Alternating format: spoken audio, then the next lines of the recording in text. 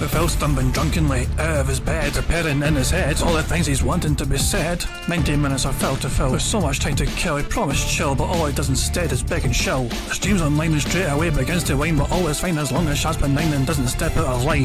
His content's immature for all to endure like fresh manure, but I feel sure he ran straight to feeling so insecure. The money he earned from yesterday was withdrawn and long gone, as Phil's spending impulse is always set to stay on. If supports are also slow and stays so low and fails to go, you never know, the show may turn into an easy bingo. Once kicked off across the board with charge to what because his code can be ignored, just how much DSP makes us feel so bored. To help us fight or sleep and try to keep alert to watch a creep who play bingo, but Phil will bitch on why his sheep are also cheap. While DSP is chasing green, we're seeing green across the screen as Phil's routine predictability rivals are slow machine. It's not in burp and leaning ban, it matters not if battery fun as child can't see if powers make him feel less of a man. Takes a drink and starts his like before lunching into a big pretending there for bills when truth is there to buy a wrestling JPEG. Talks about his shitty life of college cat and fatty life and all his strife of forgetting that it's done well and they were rife. With drama he will react but isn't act, that is a fact as he rehearsed to be exact in how he felt he was attacked. Teaches nearly over and a win is in sight, with what to white despite Phil to light that tips were not white.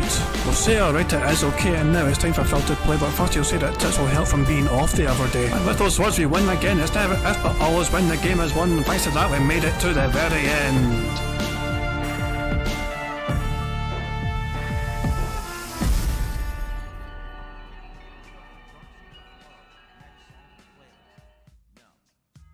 Hey guys, King Janet here, and welcome to DSP Bingo for what is today, Wednesday the 18th of October 2023.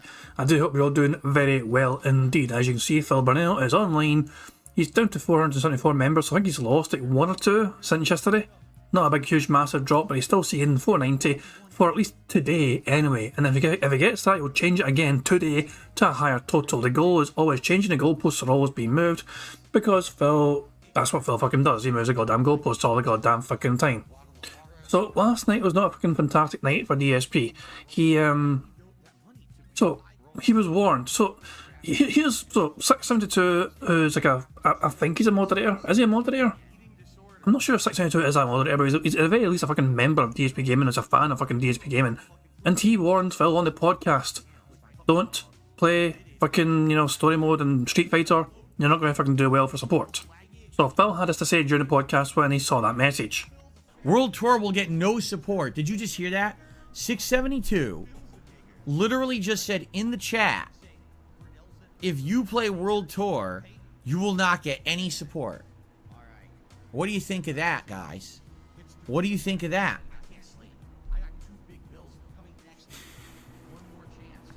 I will get no support whatsoever if I play. That sounds like a challenge. Does it not? See, if you guys know me, you know when someone says that shit to me, that actually it lights a fire under my ass, and I'm like, you know what? Now I totally want to play World Tour because he said that. Because now I want to prove that it doesn't matter what mode I'm playing in a game, that people will show up because they're having a good time and they will support. It doesn't matter if it's multiplayer or World Tour or if I'm picking my ass, right? So Phil said those words, and then by the end of the Street Fighter stream for World Tour mode, Phil had been given $22 in tips. And so 672 has he renewed his membership as well. He renewed the membership and he had a message saying, does my debunking get reversed, Tribal Chief? So, and Phil wasn't too pleased that 672 reminded Phil that he had forewarned him that it was probably a low support stream if he stuck to story mode. We'll have to squeeze it in and see. Alright, but thank you guys for chilling with me here tonight. And I appreciate everyone who did support in any way. 672 renewing his membership just to be nasty and say, oh, does my debunking get reversed, Tribal Chief? No, yes, because you wanted to say, oh, no support tonight. Well, I think that 672 jinxed it. If 672 hadn't said that, I think we would have had a lot of good support tonight. It's his fault. I blame him solely. So he's going to have to watch himself around here. He's going to be walking on eggshells, as they say, from now on. Anyway, I'm just kidding. All right, good. Well, yeah, clearly Phil's being kind of facetious, so you know what I mean? He doesn't actually fucking mean what he fucking says, but of course, naturally, his first inclination is to fucking throw someone else under the fucking bus. It's like sounding to warn his ass not to fucking play the goddamn story mode. Phil's like, I'm going to show you, and then lo and behold, nobody gives a fuck about story mode. This is Phil Burnell running away from fucking online multiplayer because he knows at master fucking level, he struggles profusely, even with his fucking strongest fucking fighter, Blanca. It is often a struggle for him if I can get through that shit. So yeah, there is So Phil stuck to his toy mod all night, and nobody seemed to fucking care. Oh, okay, he got some tips. He got $22 in fucking tips. Well done, Phil. But obviously, he thinks of it as a fucking disaster stream. Didn't even hit fucking tier 1. He's crying his little bitchy ass out. How do you do in a day stream? Let me check a day stream. Let me just make this shit bigger. Yeah, he barely hit the hat goal, so he got to wear the Sonic hat during Sonic Superstars. So the day stream at least got him $102. And the night stream, this is wrong. $22 is what Phil got during the night stream, not 10. Not sure why it only says 10.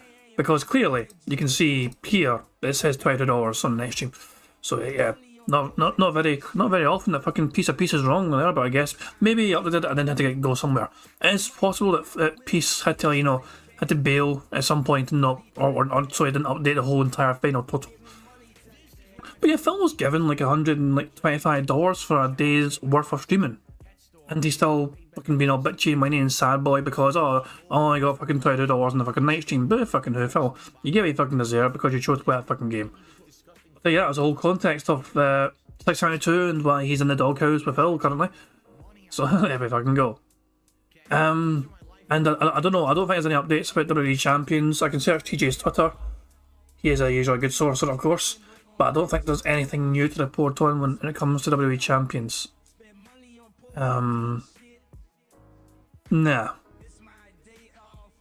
I can't see anything new. The most recent post obviously was the other day where Phil had spent $597 in a single day on a one-day event, which had him being 6th place in the list.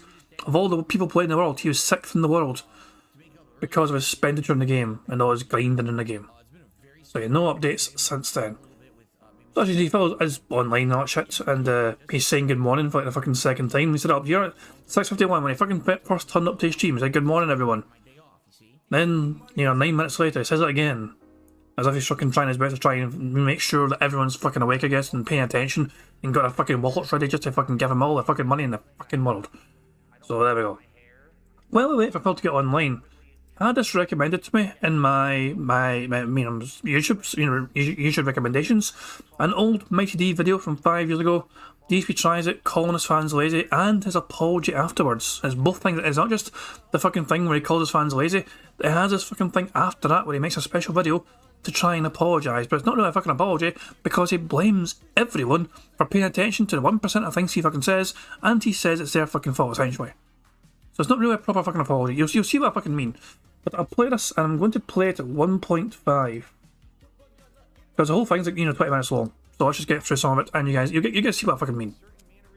Very nice. Okay, everyone, well, now I hope you had fun. Being that I knew people were enjoying the playthrough, I decided to go a little extra long today. As you saw, I went a whole extra hour on stream, which I hope you appreciate. Quite honestly, let me take a look, because I've not looked at stream numbers all day. My god, the stream numbers were terrible. Wow, what happened? We never even... Hold on. I'm actually trying to go back here. Did we ever even get close to 400? We didn't, did we? At least from what I can see. I can't see the entire length of the stream, but from what I can see, which is back till around like 3 p.m., it looks like we barely even had 300 on stream. Wow. I don't know what's going on. Listen, here's the bottom line, and I'm tired of it now. No more excuses, all right? Because the bottom line is people are like, Phil's not engaged in his commentary, and Phil's commentary is boring, and that's why people don't want to watch the playthroughs of the streams. Bullshit. I'm loving this game. I'm voice acting. I'm engaged. I'm commentating on everything that's going on actively. Bullshit. I call massive bullshit on any idiot who says that about either the Watch Dogs 2, which I've been playing recently and really liking, or Pokemon. It's bullshit. I call complete and utter bullshit on anyone who's saying that I'm not engaged and I sound like I'm bored. I'm not. So I've had enough excuses. It just seems to me like people are fucking lazy and don't want to come out to the streams. I don't even know what else to say, Jim Bob says that at one point we had around 350. Well, I mean, this is kind of ridiculous. I can't even get 400 people for a live stream anymore of New Game.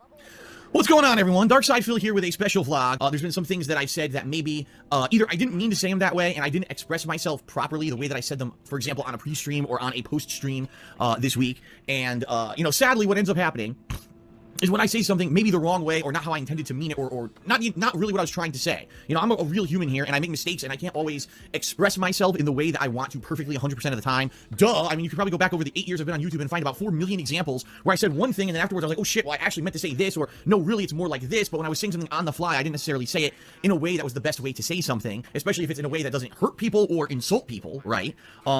But what happens is you've got people who literally sit here, and I'm not kidding you, right now they're doing it right now, as this video is going live on YouTube. They're sitting here and they're analyzing every little thing that I possibly say, to find something, somewhere where I slipped, somewhere where I might have said something in a bad way, or maybe a way that doesn't necessarily 100% make sense, or may be something that's inflammatory to some people or insulting to some people, and that's what they focus on, right? Not the 99% of the other part of the discussion that's been going on, but that 1% where I said something that may have been a bad way to say something, okay? I basically made a promise to my viewer base on stream the past couple of days that if viewership was pretty decent for Pokemon Moon, that I would bust my ass, basically, to still try to live stream as long as I could this week until basically it wasn't viable anymore, which is probably about middle of this week. I can't live stream anyway, all right? And the bottom line is, the day one, the viewership was great. Day two, yesterday, the viewership wasn't great. We started out with a certain amount, and it just went all the way down, trailing down during the course of the stream. Now, for me, I can't figure it out, all right? I can't. Logically, I can't figure it out why that would happen, because I'm enjoying the game. The people who are in stream chat are telling me that they're loving this stream. It's one of the best streams I've done. The viewer, for a viewer who's engaged and liking that I'm engaged in the game, they're telling me that the content is great. So why is the viewership going boo during the course of the stream? I don't know, and I have to call bullshit, because most people have come out and said, well, Phil, it's because your commentary isn't good. It's because your commentary has been boring as of late. It's been blasé. It seems like you're not engaged. You're not enjoying the games you're playing. You're just doing this for a job, and that's why people aren't excited in your stuff. I have to call bullshit. Pokemon has been anything but that, all right? And it would be one thing if I was just going through the motions. I'm not with this game. I'm really actively working to make this an entertaining playthrough, and I'm entertained by the game, so I know that that's coming through in the videos. So when I see viewership going boo, that tells me that that downward trend has nothing to do with actually what's coming through in the videos at all, all right? And you have to look at it and say, well, what is it, right? What is the root cause of why a stream would have plummeting viewership when the stream is engaging and entertaining and fun? I don't get it, right? And, I guess I should ask that kind of question publicly more often. Of course, I'm going to get a ton of bullshit answers from people who are only here to be dicks to me. You know what I mean? So I don't know. I mean, the bottom line is, if you watch the Pokemon playthrough, right, and you see that, I'm getting people who I don't even hear from are tweeting me now saying, Phil, I just started watching Pokemon playthrough. It's great. So if that's the feedback I'm massively getting, then obviously something else is going on. What is it? I don't know. And I don't know how to fix it, and that leads to frustration. So what ended up happening yesterday, okay, is at the end of my stream, I looked at viewership and I said, well, sorry everyone, but it looks like viewership plummeted today, and I don't know why, but as we've already had this conversation, all right, I'm not going to continue to live stream this game because it looks like people aren't coming out for it anymore. Now, admittedly, then, with my frustration in my head, I said something completely wrong, something I shouldn't have said, something that, of course, every motherfucker on the internet who steals my videos, who illegally records my streams, and who takes every fucking comment I ever say out of context to find that one moment when I say something wrong. Here's what I said. I'll publicly admit it because it's out there, duh, and I didn't mean it. And I said, well, it must just be that people are lazy. People want to see my streams, and people are asking me for streams, and they're begging me, and they're upset that I'm not going to live stream, but then when I do a great quality live stream, they don't show up, so they're just lazy. Obviously, that's not actually what I feel. There's got to be something going on, right, to make people not feel engaged and not stick around for the length of a stream. I don't know what it is, because they used to. And again, I'll say this again, I'm not doing anything differently than what I used to. When I'm engaged in a game and I'm doing great commentary and I'm actively engaged in it, and Pokemon in particular, reacting to the new Pokemon, the new abilities, naming the Pokemon, doing voice acting, I don't know how more engaged I could fucking be in a game, honestly. And I'm loving the game. That's the other thing I've been telling everyone.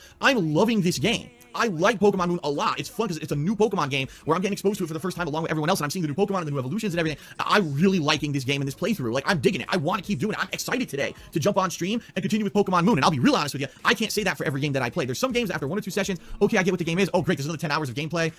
Well, I gotta go through it now. This is not the case with Pokemon Moon. I'm very excited to jump back into it on a daily basis, all right? But because I said this one thing that obviously I apologize for and it's wrong. I mean, anyone said Phil just called his viewers lazy. They're not coming out to the streams because they're lazy. No, I don't think that's what it is. There's something going on. I don't know what it is, but there's something obviously going on that's not engaging viewers on my live streams. I don't know what it is.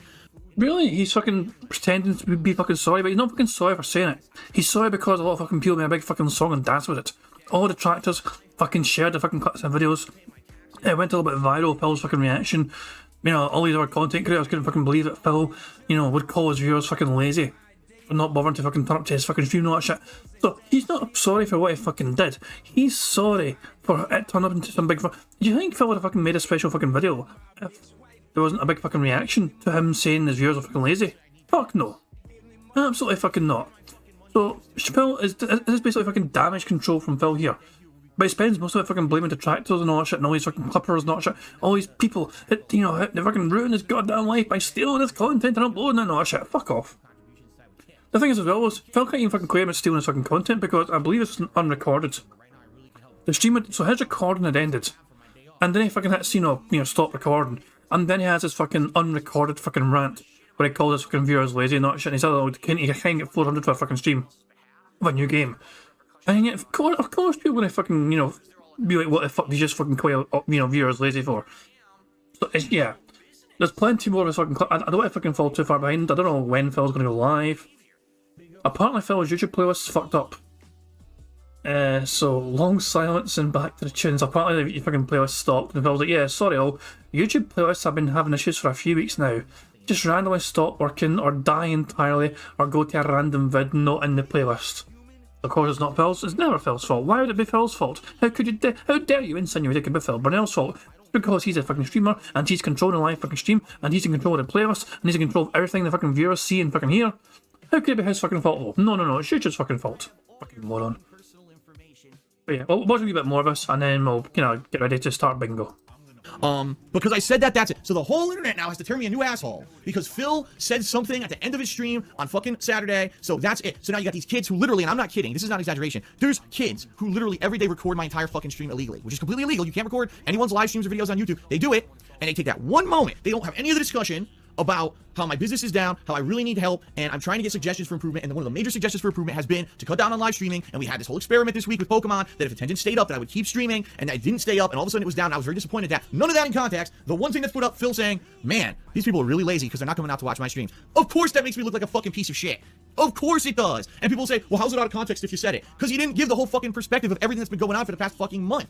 Of course it's out of context. Of course it makes me look bad. Duh. But the problem is people don't fucking do the research. They don't take the 5 seconds to figure out what the situation was. Instead, they just watch the one thing and say, well, Phil's a piece of shit. Wow, Phil is a major piece of shit. To say something like that makes Phil a piece of shit. And you know what? If I knew nothing about myself, and I knew nothing about my 8 years on YouTube, and I knew nothing about the frustration and what I'm going through right now with my business, and I knew nothing about any perspective whatsoever, and all I saw was a video that says DSP Gaming says his viewers are lazy, and I clicked on it, and the one thing you hear is, wow, my viewers are lazy because they didn't come to my live stream, I would hate me too. But that's not reality, and that's not life, right? That's not the truthfulness of the situation.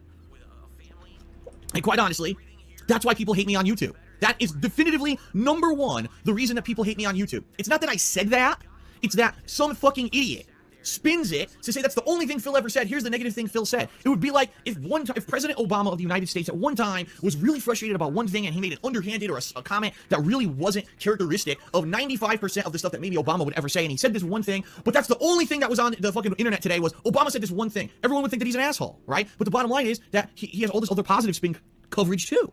And that's the thing is, I don't get the positive spin. All I get is the negative. For years, let's watch an entire 15-hour playthrough of what Phil did and take the 1.5 hours out of it where he really sucked and or was really frustrated and or said stuff that could be, insinuated as being insulting, take it completely out of context of the whole playthrough and say this was his playthrough of this game, when in reality, that's not what it was. It was a 15-hour long playthrough where for a good 10 plus hours, the content was good, there was fun stuff, I was succeeding at the game, I wasn't blaming the game developers, I wasn't going crazy swearing and insulting people, but that's the thing. Take the one negative out of context, make the video about it, well, hands off, and I got my views for today, making Phil look like a piece of shit.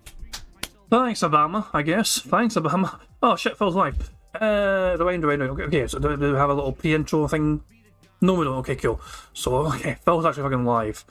So, we have that to look forward to, I guess. So I'll just fucking pause it right before he starts. Cool. Right.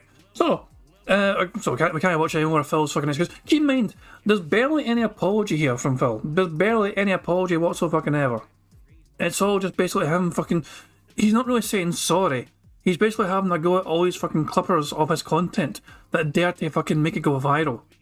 And he claims it's our context because the clipping channels didn't fucking include the whole month's worth of fucking context. Because of that, it's invalid criticism of DSP. It's an absolute fucking ridiculous. This is not an apology fucking video. By no fucking ways is it a fucking apology video. This is a copium fucking video. It's a reason to attack the fucking trolls and blame them for him being a piece of fucking shit. Yeah, so it's a classic fucking video. I'll link it in the chat. This is an old video from by Mighty D, and the link to it is in chat right now in case people are interested. But of course, that is old Phil. DSP is not like this anymore. This is a DSP from... Shit, when did this happen? When did this happen? I can't remember exactly when it fucking happened. Like, does it say here, for example, Wednesday? Fuck me, I don't know. There's no date there. No, I'll try to find the fucking date there, but I can't fucking see it. Sadly, it just says like 1-5 on a Wednesday. But Obama era, so 2016, perhaps. Maybe we can fucking search Pick Bingo. Fucking lazy. We'll search fucking lazy and see if anything gets fucking found. That's even if it fucking goes. I don't know. Pick Bingo has been very weird. Fucking lazy. Lord, you bastard. I don't know anything with fucking God. I don't know. But yeah, it could be 2016, 2017, something like that, who knows. But yeah. But, fuck it. We need to focus on bingo though, because we need to focus on current day bingo style antics and all that jazz. But yeah, as I said, the link to this video here is in the description. So there we go. So, let's get bingo all sorted and prepared. I'm going to load the bingo thing right now. There you go. You can see it on the screen. So here we fucking go. So guys, I need a number. So give me a number. Anyone just give me a random number. I'm going to randomize the background as well. We'll change the background if we have to change the background. That was something we've used before. The first number in chat I saw was Bacon with 5. So we're going to use the 5th bingo card randomised. There we go. Ah shit, I still got curated as fucking centre square. You know, I'm going to give curated one more try. Phil said curated a whole fucking bunch last week or something, but yesterday I didn't fucking say it. He has one more attempt to fucking say curated. If it doesn't fucking happen, we're not fucking including the card. We're just going to wipe it off the face of the fucking planet.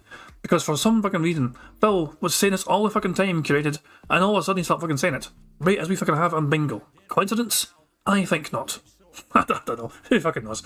But anyway, the card for today's bingo antics looks like this. It's got Phil to say, what the fuck are you talking about? Or what are you talking about? It doesn't need to say the fuck. Him saying what are you talking about can also count. Him touching his eye, him saying you know what I mean, him saying in fact, and him saying business. The second row is Phil saying help, him making a weird noise, him saying reality, support, and here's the thing. The third row is Phil mocking his chat, him saying you see, him saying curated, him giving a leaning band to somebody, and him saying interesting. The fourth row is Phil pointing at a text on the screen, him saying content, tired, time, and new games. The fifth and final row is Phil saying engagement. That being said, shout out to that being said. Him displaying some YouTuber jealousy, his chair creaking, and finally him giving a creepy whisper to the fucking microphone. Which he did yesterday. He done that yesterday. He actually fucking leaned into the microphone and whispered it into the microphone and all shit. So yeah, he done that yesterday. Hopefully we can do it today as well. And hopefully we can get a fucking full house right before Phil's most precious of fucking days off. So, how can you guys help try and get us a fucking full house on this bingo stream today? Well, if we get a full house, okay? 25 out of 25, one of you guys potentially win a prize. But to be eligible to win that fucking prize, you've got to make sure you put a comment on a community post, which is linked in the description of this live stream. There's plenty of ways for us to get free spaces for his bingo card to get a full house. If Phil snorts 20 times or burps 10 times before he starts recording for gameplay for YouTube, that gives us a free space. If Phil gets 100 likes and blows bubbles for his audience before he starts recording for gameplay for YouTube, that too will give us a free space. And if we get 100 likes right very here on this very bingo stream right before we finish playing bingo, not only does that guarantee a free space as well, but you guys also get to enjoy the Bubbles animation that Pixar Animation so very kindly made for us all to enjoy to celebrate hitting 100 likes. And yeah, we all have seen Jasper shoot Phil at the air. Double tapped that motherfucker. There we go. So I think that covers everything. Ready to fucking go? Yeah, at time fucking go. Here we fucking go. Good luck everyone. I'm going to boost the volume straight off the bat just in case. And yeah. Fingers crossed, good luck.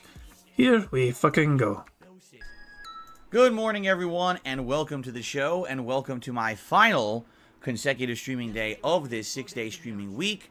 I'm DSP, and this is the Level 1 Podcast. This is way too fucking slow. I forgot to speed up. Normal speed, that won't fucking do. 1.25, there we fucking go. For Wednesday, the 18th of October, 2023, and today's one of those days. What do I mean by that? Today's one of those days where we have to admit that, sadly, it seems like we were a little bit duped. I'm going to assume he's talking about the weather. I'm going to imagine he's talking about the fucking weather here. The sun is out, and Phil is fucking frying in that fucking sun like some sort of fucking ghostly pale hermit vampire. What does that mean, right? Well, we've been talking about this recently. I mean, notably over the last couple of years, but even just, the last few months, that it seems like every time that we are in a situation where we're about to be faced with a bunch of hot new releases. Hold on. I need to change the bingo background because that's the one we used yesterday. Also, Phil said new releases. It was new games, new releases, same thing. I need to change the bingo backgrounds. Let's randomise again. Something that we haven't seen for a while, or something new. Mind you, a lot of these I'm not actually fucking recognising. It's hard to tell if it's a new one or not. It's what's a good safe one to have. This Phil clutching a fucking burger or something. How about that? We'll have this one. We may have had this one before. I'm not entirely sure, but it looks like Phil's clutching a burger right there in a greedy little fucking mid. So there we go. It's not a disaster stream bacon. It's not a disaster stream. I just don't want to have the same background 2 fucking streams in a fucking row. But yeah. On you go, Phil. Continue your boring ass fucking story. We are in a situation where we're about to be faced with a bunch of hot new releases. And it looks like these are surefire great games and winners, right? Like, there is no way that any of these games would be a disappointment. There's, you know, tried and true franchises, IPs, game development companies that have done a great job in the past, and things that just seem like a pure setup for success, for great streams, for great playthroughs. You know what I'm saying? Back in the day, this used to be a very dependable thing. We were just talking about this like a week ago. There used to be like game development companies that when they were making a game or a certain franchise, a certain IP was going to have a brand new game be made in it, you knew that when that game came out, this was going to be an amazing, you know, knock it out of the park hit, you know, for everyone, for those playing, for those watching, for everything, right? But that was a long time ago, you know. You think of the greats: Nintendo, Sega, Capcom, BioWare, Ubisoft, you know, just to name a few. Companies that whenever they pump out a game, you know it's gold, and it's going to be a great experience, and you're going to have a great time. I hate to say it, but today, in the modern gaming era, you could be looking at a game release schedule, and you could be looking at 3, 4, 5, 6 games that are about to come out, and be like, there is absolutely no way I'm going to be able to play these, tackle them, enjoy them all. There's too many games, too many great games in a very short period of time. And I hate to say it, but more often than not, what's been happening recently is that when we get to that situation, landscapers show up.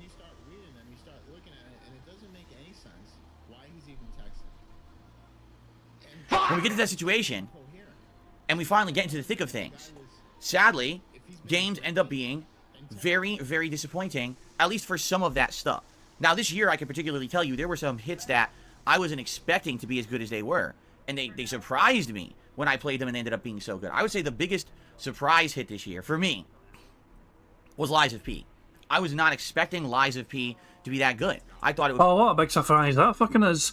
The game that fucking generated the fucking most support and financial contributions per stream is the game that's fucking this big fucking sleeper hit surprise great game. Is anyone else fucking surprised at this? Is anyone else shocked? I'm certainly fucking no shocked. The game that received a huge amount of fucking support, regular fucking hat goals and tip goals being hit for playing the fucking game, is the one that's one of his fucking favourite games of the entire fucking year. Sonic though? No. Another Soulsborne, you know, kind of knockoff, spin-off attempt, being that it's not made by FromSoft. We didn't know much about this company that had made that game, or anything they'd done before. So you think, oh, this is going to be a first attempt, and maybe it'll be decent, but, you know, later on, they'll make better games. And it ends up being essentially the best non-FromSoft Soulsborne game ever made. Like, the graphics, the gameplay elements, the story, everything just resonates. It's essentially the spiritual successor to Bloodborne. You son of a bitch, you still can't fucking say that fucking phrase right. Brian's asking how much did they earn during that game compared to Assassin's Creed. Good question. Why don't we fucking take a wee trip down to the fucking tracker and see? Assassin's Creed, I don't think lasted as many streams, but it still did quite well for him in terms of support. Let's count them all here. He played it like 4 days in a row, for fuck's sake. Played it there as well, and played it there. Did he play it in night streams at all? Don't think so. I think that's not so. Assassin's Creed made him $965 across 7 different streams.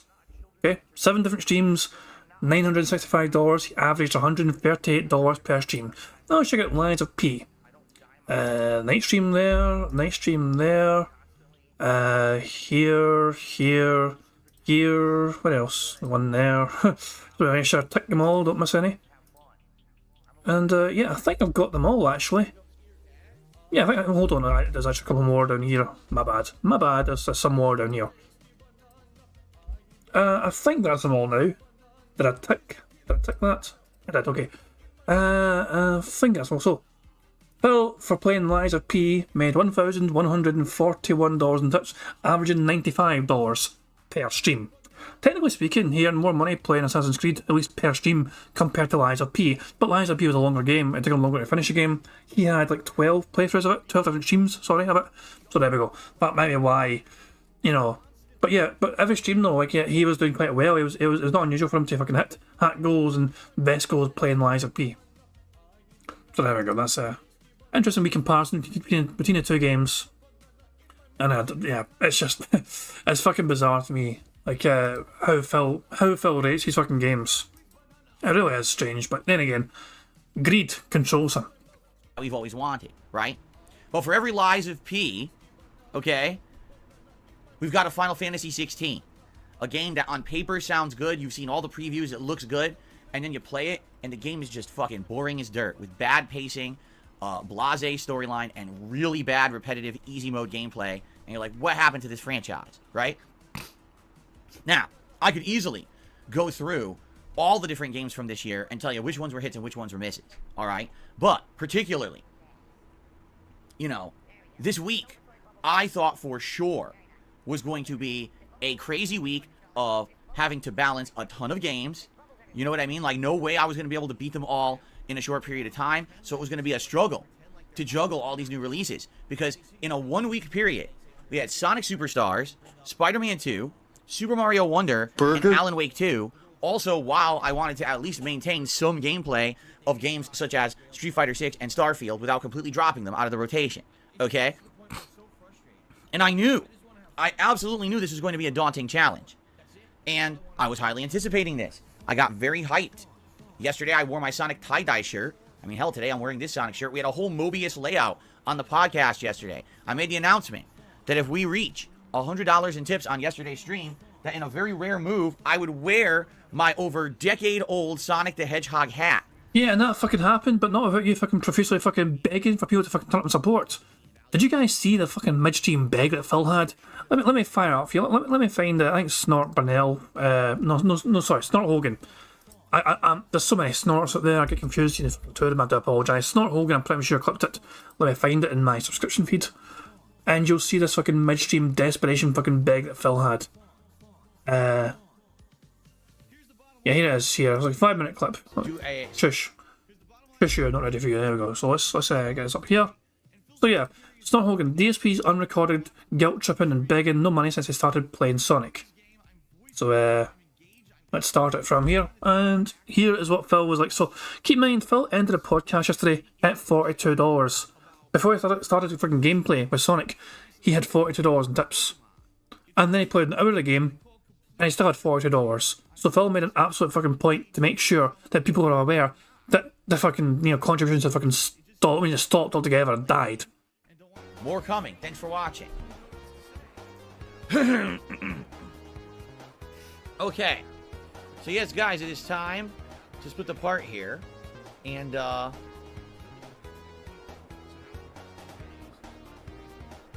just double checking. So, figure this out, alright? Since I started playing the game, there's not been a single contribution. There was tons of contributions before. The moment I started playing the game, all contributions stopped. There's not been a tip. There's not been a super chat. There's not been a membership. There's been nothing. Since I started playing. So, there you go. Alright, anyway, I do want to stretch my legs here before I resume.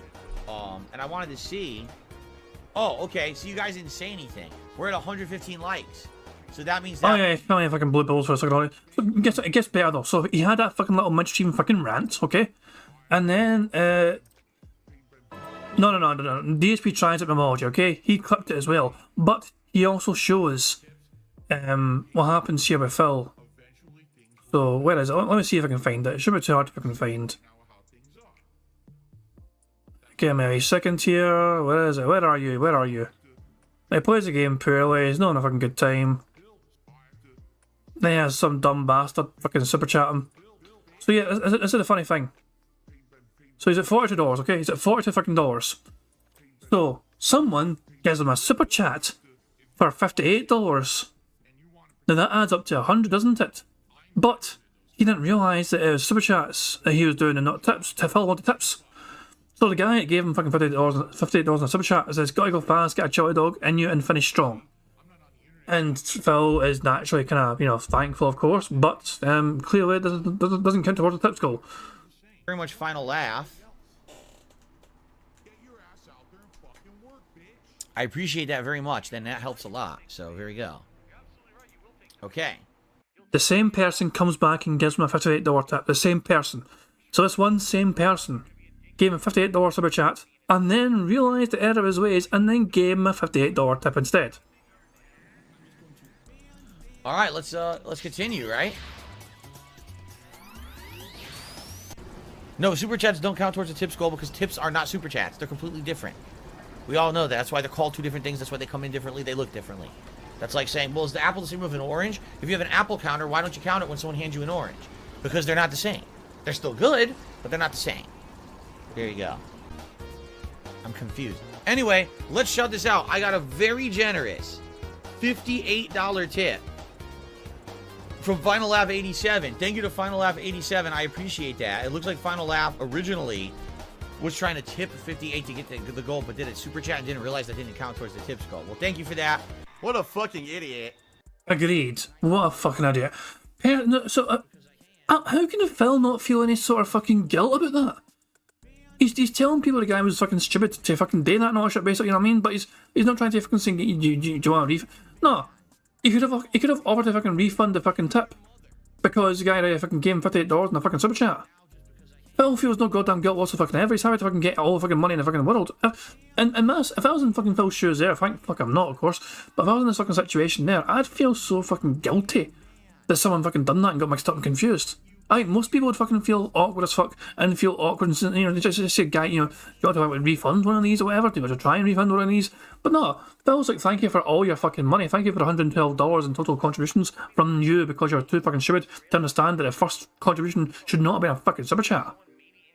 That's what I'm saying though, Phil's audience, they get what they fucking deserve. If they're dumb enough to fucking give this idiot money, especially two different fucking ways because they're too stupid to fucking understand the one way he wants money more than any other way, then if Phil's the money are fucking easily parted, his audience get what they fucking deserve. I've had enough of trying to fucking convince these dumbass dentheads that, you know, Phil's money, you know, the money that they give Phil is fucking squandered and pissed away into the fucking ether where it just fucking goes to WWE Champions and Total Wine and DoorDash and all that shit. After a fucking certain amount of time, it just gets fucking, you know, boring to try and fucking convince these morons otherwise. So if they want to fucking throw money into the and just like piss into the fucking wind, then so be it. Phil's no money, goddamn easily parted. The money never lasts. The following fucking day, Phil is a broke boy once again because he spends all the previous fucking night after he fucking gets it on the most ridiculous, stupid shit instead of saving like a responsible adult.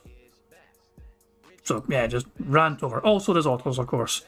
Raining in Vancouver. There we go. Anyway, let's get back to Phil. Let's get back to Phil and his fucking antics.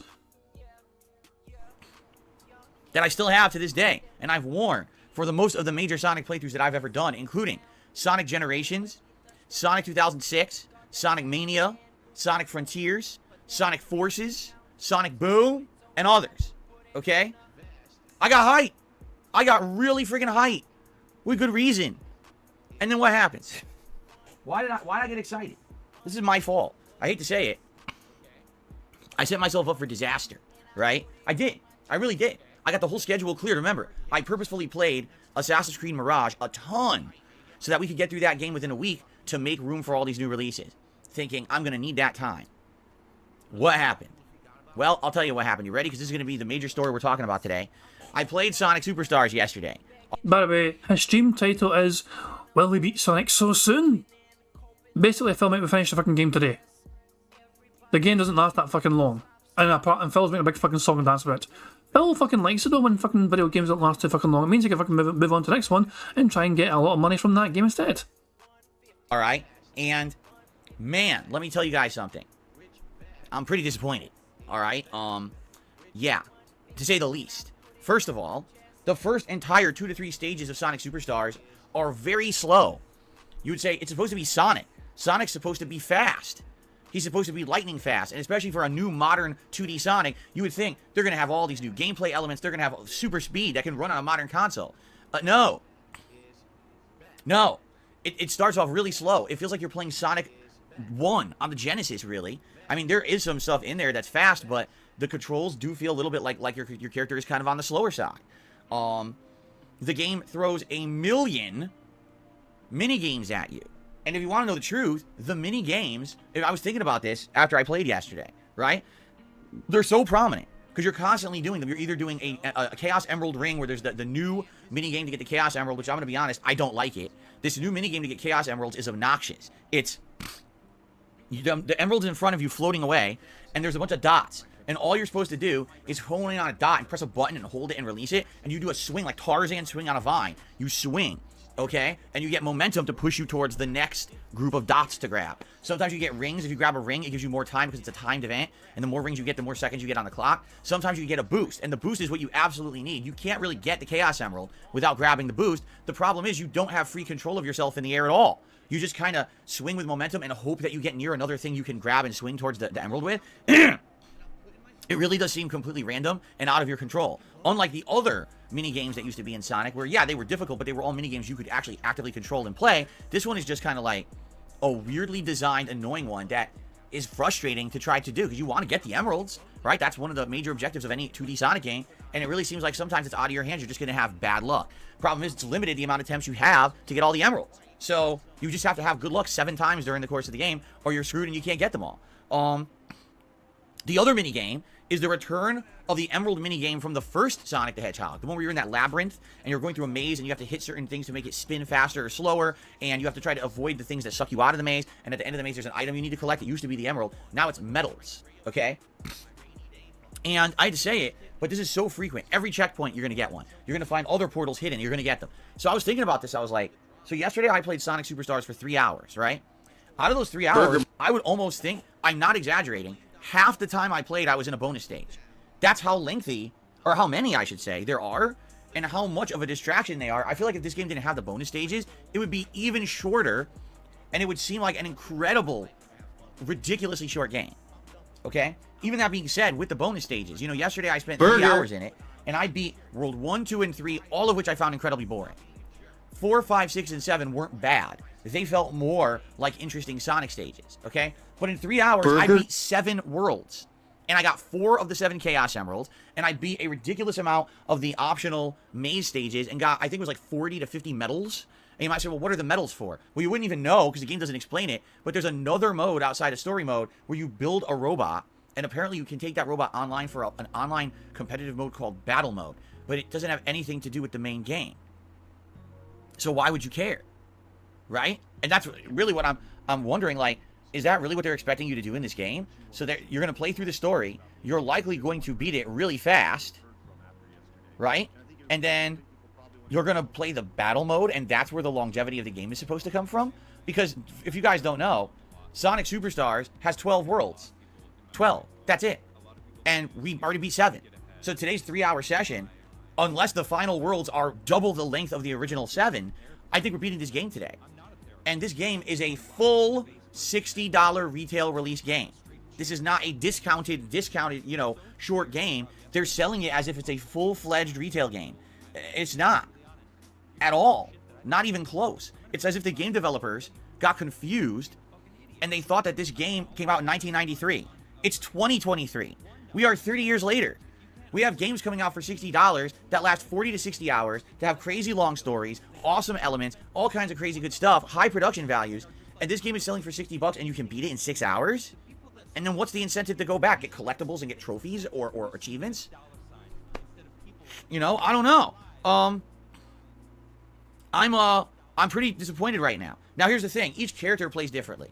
So you can argue, oh, you can go through the whole game and play it with a different character. I mean, that is true, but as we discovered yesterday, it seems like the base game experience is meant to be played with Sonic. Sonic has 2 abilities. The spin dash, where he presses down and the jump button and he charges and dashes forward.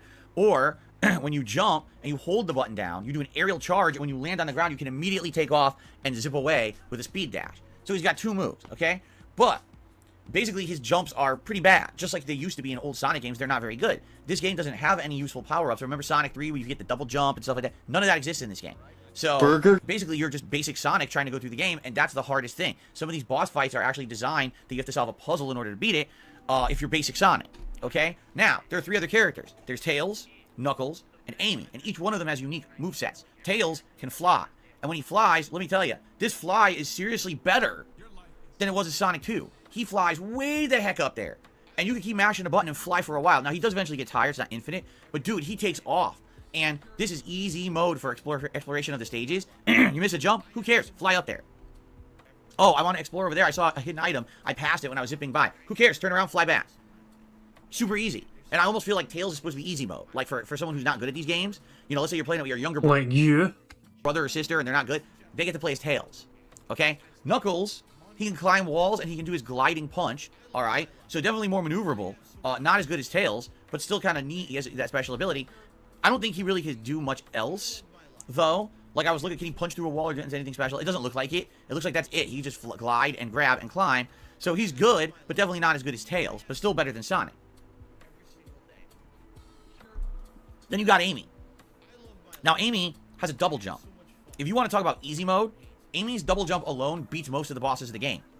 Because as I've been playing Sonic Superstars, I'm alternating what characters I'm using. For every stage, I try to mix it up. So there were a couple bosses I fought with Amy, and I was like, wow, if I didn't have double jump, I couldn't reach the boss, so I'd have to solve this puzzle or wait for this circumstance to happen to be able to platform up and hit the boss in its weak point, and then wait again for that to happen. But because I have Amy, I go boink, boink, hit, boink, boink, hit, boink, boink, hit. Oh, I beat the boss.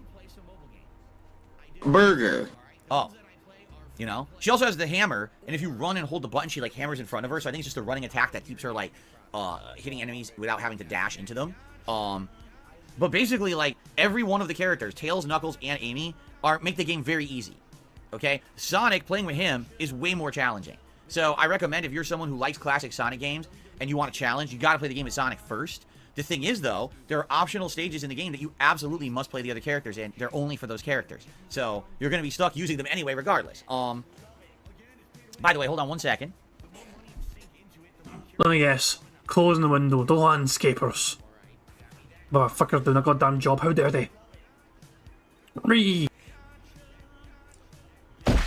So today is a full sun day outside, meaning it is super sunny, which means it's going to get warmer in here. It won't be super hot in here because it's fall weather now. I think it's supposed to be like 73 outside or 73 degrees. So it means it'll be like 80 something in here. It'll be warm, but thankfully it won't be like swelteringly hot summer weather, thank God. And then after today, everything is going to cool down for the foreseeable future. So for all the new releases and everything coming out next week, it's going to be nice, cool weather every single day in here. So I'm happy for that. You know, I just got to get through a little bit of a warmer day today.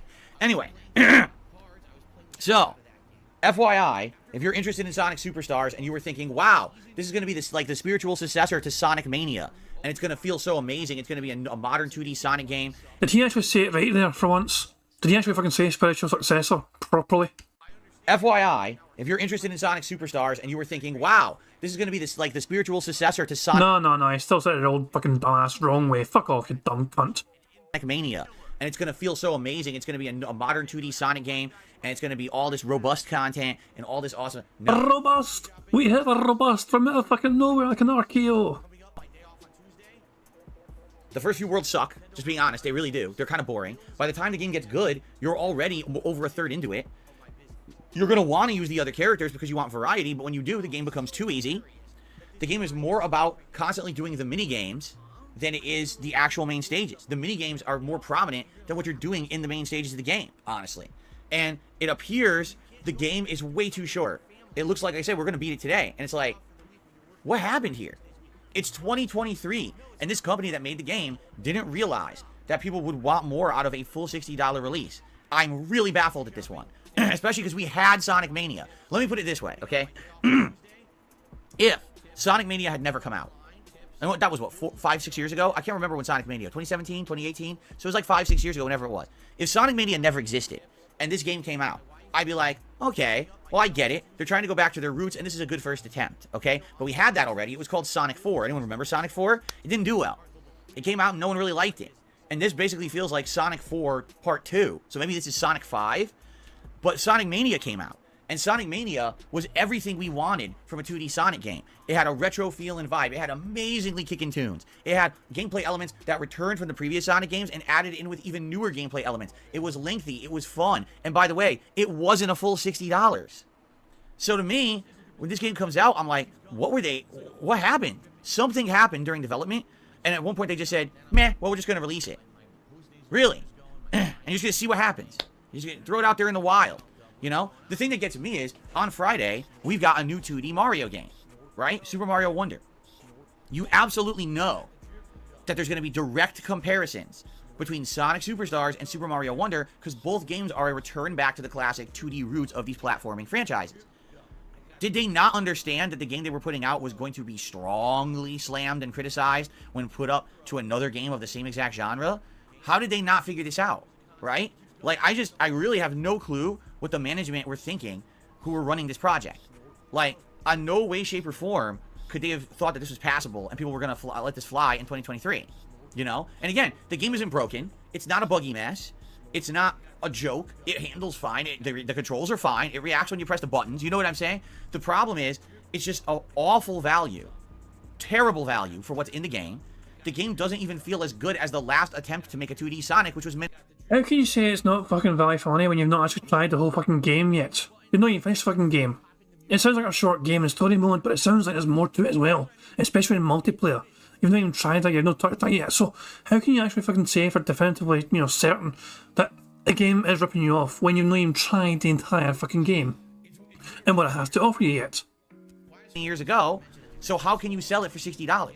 If this game had come out as a $20 or $30 discounted title, I would have been like, all right, I get it. They knew that they didn't have a full game here for 2023 audiences, so they sold it on the cheap. But you know what? It's a good ride for what it is. That way you're not expecting that much because you're paying half price. You're expecting half the length of a real game, right?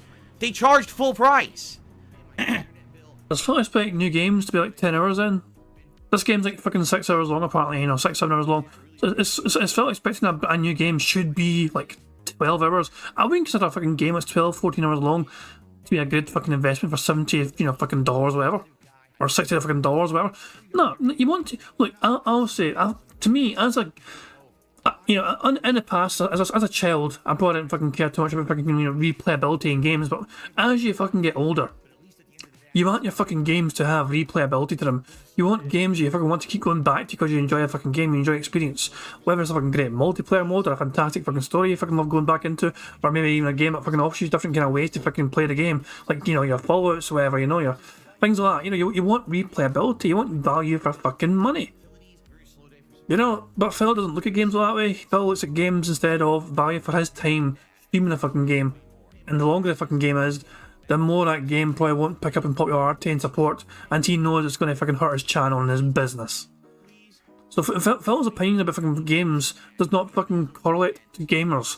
It correlates to fucking content creators, because he's speaking as a content creator. He's thinking about his own business, his own bottom line, his own fucking, audience here. He's not speaking as a gamer. It's the last... he's not speaking as a gamer for a long fucking time. That's just crazy, I'm just like... So, this is what I mean, right? This year, it's like impossible to know what's going to be good. Like, I think we all thought Final Fantasy 16 was going to be absolutely amazing, right? A lot of us thought Starfield was going to be groundbreaking and different. Something amazingly new from Bethesda, right? It's like you can't trust anymore. You can't trust tried and true game development companies to pump out good games anymore. Because every time that you depend on them and you trust them, they let you down.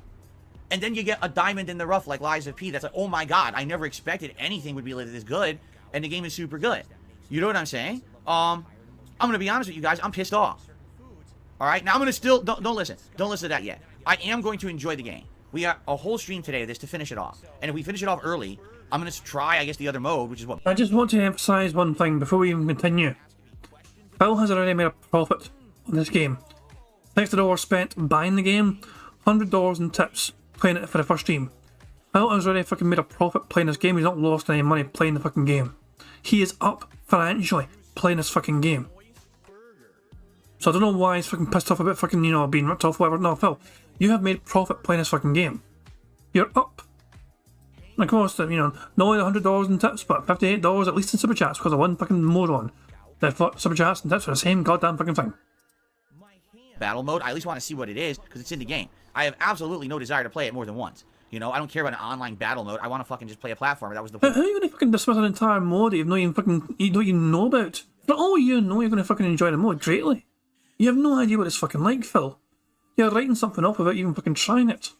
Point of the game, right? So, I will give it a shot, but I am upset because my schedule, I literally laid out a schedule so that I would finish all the lingering projects that I was working on. I wanted to finish Lies of P, the Resident Evil 4 DLC, in time to play Assassin's Creed Mirage within 1 week so we could finish Assassin's Creed Mirage. So now we would have time to play Sonic for 2 days, and then have that be balanced with 2 new releases on Friday, tackle all those games next week before Alan Wake 2 comes out, right? You probably should have fucking done some research then, you dumb son of a bitch. This was my plan. And now, all that plan's going to have to change, because this game's going to be done today. That I paid a lot of money for. Yeah, I'm upset. Can you tell? I'm tired of being disappointed by these companies. It's enough of this shit. It's time to fucking start having responsibility to the customer base. Stop making cash-in games. That's really what this game feels like. It's a cash-in game. They have the groundwork laid with Sonic Mania to make a better game. They just didn't go for that. They didn't really care. They wanted to put out a passable game, but charge double what the value was. And that drives me bonkers. It's not, we have enough competition now in the gaming landscape that just passable games are not good enough anymore, right? Like I said, we literally have their direct competitor, Super Mario Wonder, is coming out on Friday. You can't have a passable game come out 3 days before.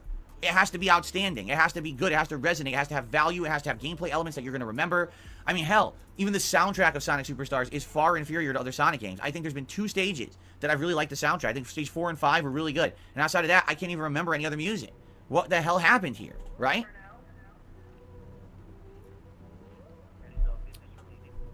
So, yeah, I'm not very happy right now, all right? I thought for sure this was going to be a week we were going to go into it positively and having fun with brand new games. And I'm not saying, again, that Sonic Superstars hasn't been fun. There's definitely a fun element there. But, man, you want to talk about a disappointment. I would be, if I beat this game today, which it looks like I'm going to, I cannot see how this would not make my top 5 most disappointing games of the year. I don't know how it wouldn't. How do you make a 2D Sonic game in 2023 that's nowhere near as good as the one they made 5-6 years ago and charge full price for it? You have to be a fucking moron. Because what's going to happen now? No one's going to trust them. Sonic just came back last year with Sonic Frontiers, you understand? Sonic was on a big losing streak. Every game that was coming out, Sonic Boom, Sonic Forces, they all sucked. The one shining light that we had was Sonic Mania, with hope that in the future Sonic would go back to his 2D roots and have a great time, right? Oh my god, this is great. Maybe Sonic can excel as a 2D game again. And then the very first attempt they go to make a 2D game after that is a stinker? Like, what happened? Oh my god. No, I want answers. I'm serious. I want answers. I want them to go into this fucking studio and interview the studio head and say, what the fuck is on your mind? Because I want to know how this game came out. I want answers right now. You're not allowed to leave your office until you answer. I want to know. I can't take it anymore. I've been doing this for 15 years. 15 years.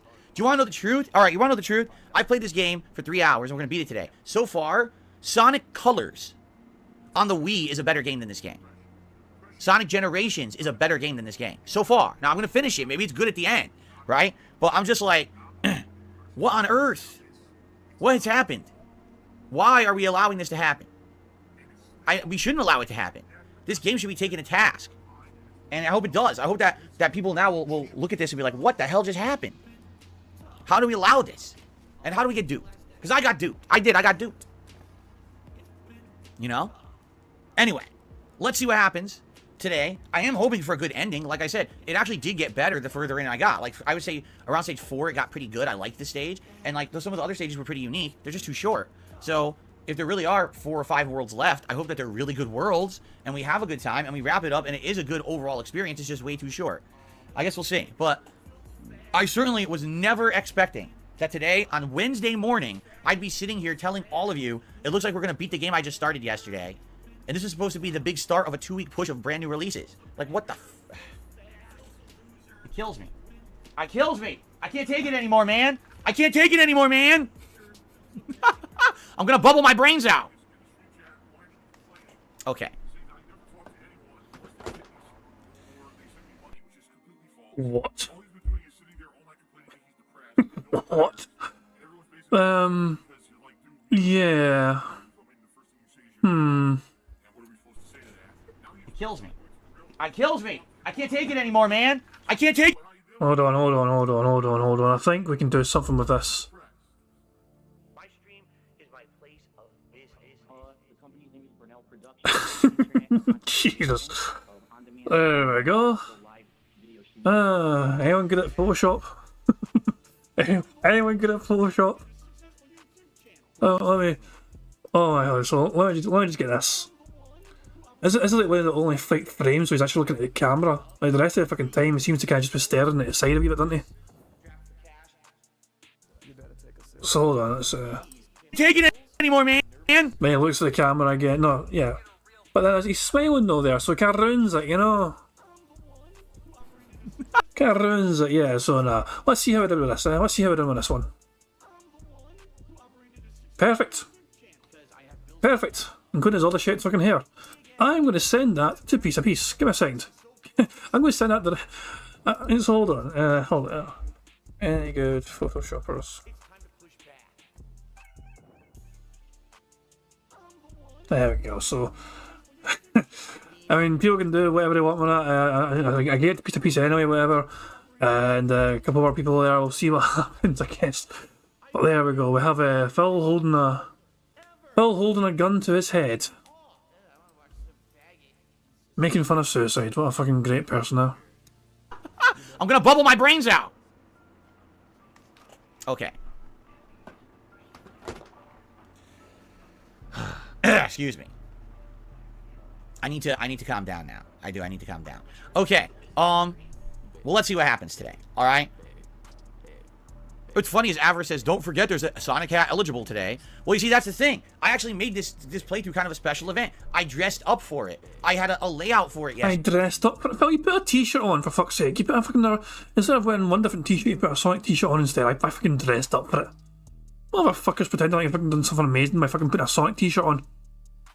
Today, I have the Sonic hat eligible. And it's like, yeah, the game's over in 2 sessions. Well, big deal, right? Like, what the hell? Okay. Ladies and gents, that's my thoughts on Sonic Superstars so far. Obviously, I'll have more in-depth thoughts on Friday once we've completed it, which it looks like we're going to do today. Okay? Last night, as a one-off, we actually played World Tour mode of Street Fighter 6, and honestly, it was pretty good. We're actually near the end of it. I think the Street Fighter 6 story has 15 chapters, and we're at, like, chapter 13-4 now. Playing as Dalsim's build actually has been pretty fun.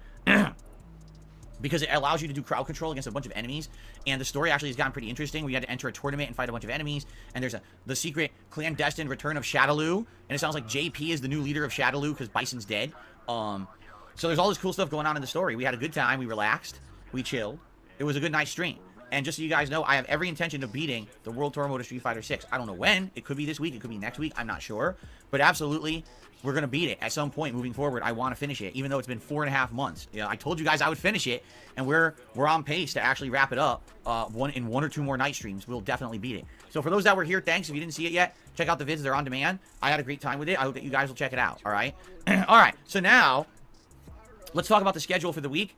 Because now this week's going to be weird, because Sonic is probably pretty much not getting played again, right? So today, right now, after we finish this podcast, I'm going to go back into Sonic Superstars, and we're going to beat it. If there's extra time after I beat the story, we're going to go to this battle mode, and we're going to see what it is, and that's the whole game. That's literally it. So, we'll see how it goes today, but it looks like today's the finale of Sonic.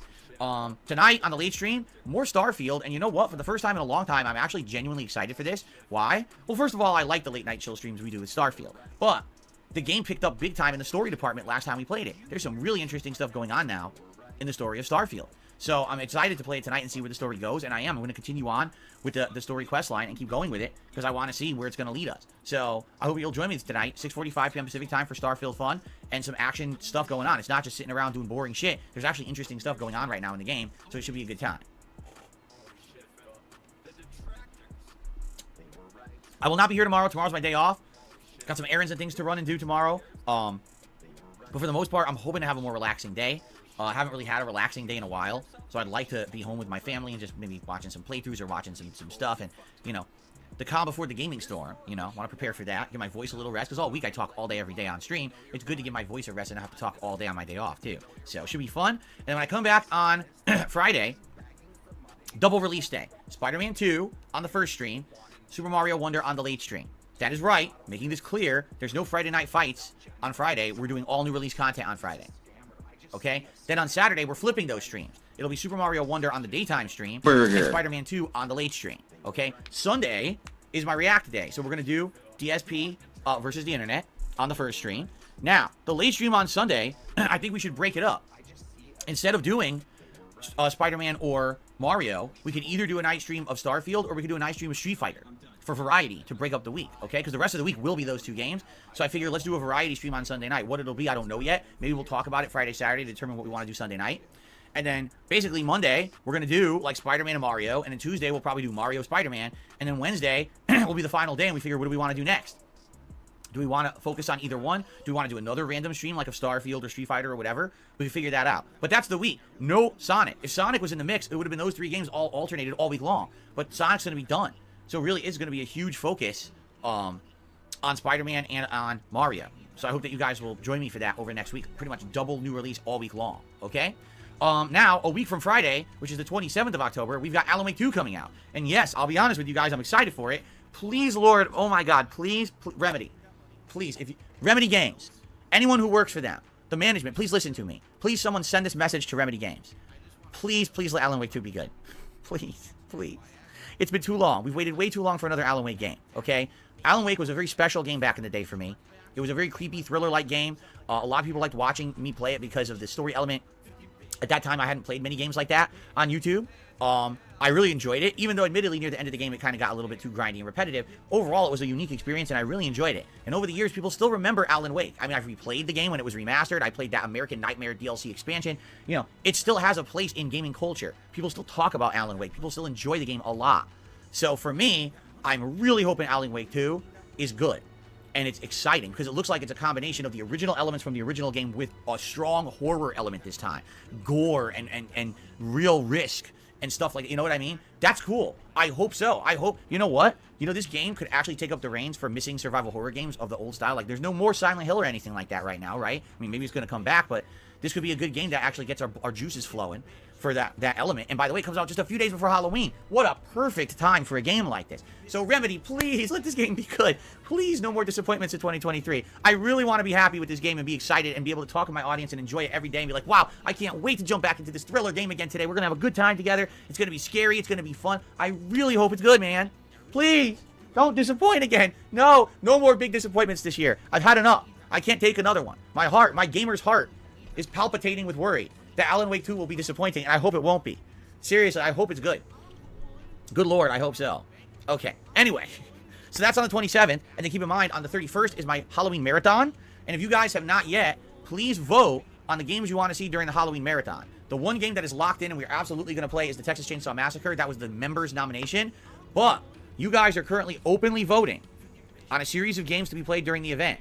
And as of this morning, here are the preliminary results. You ready?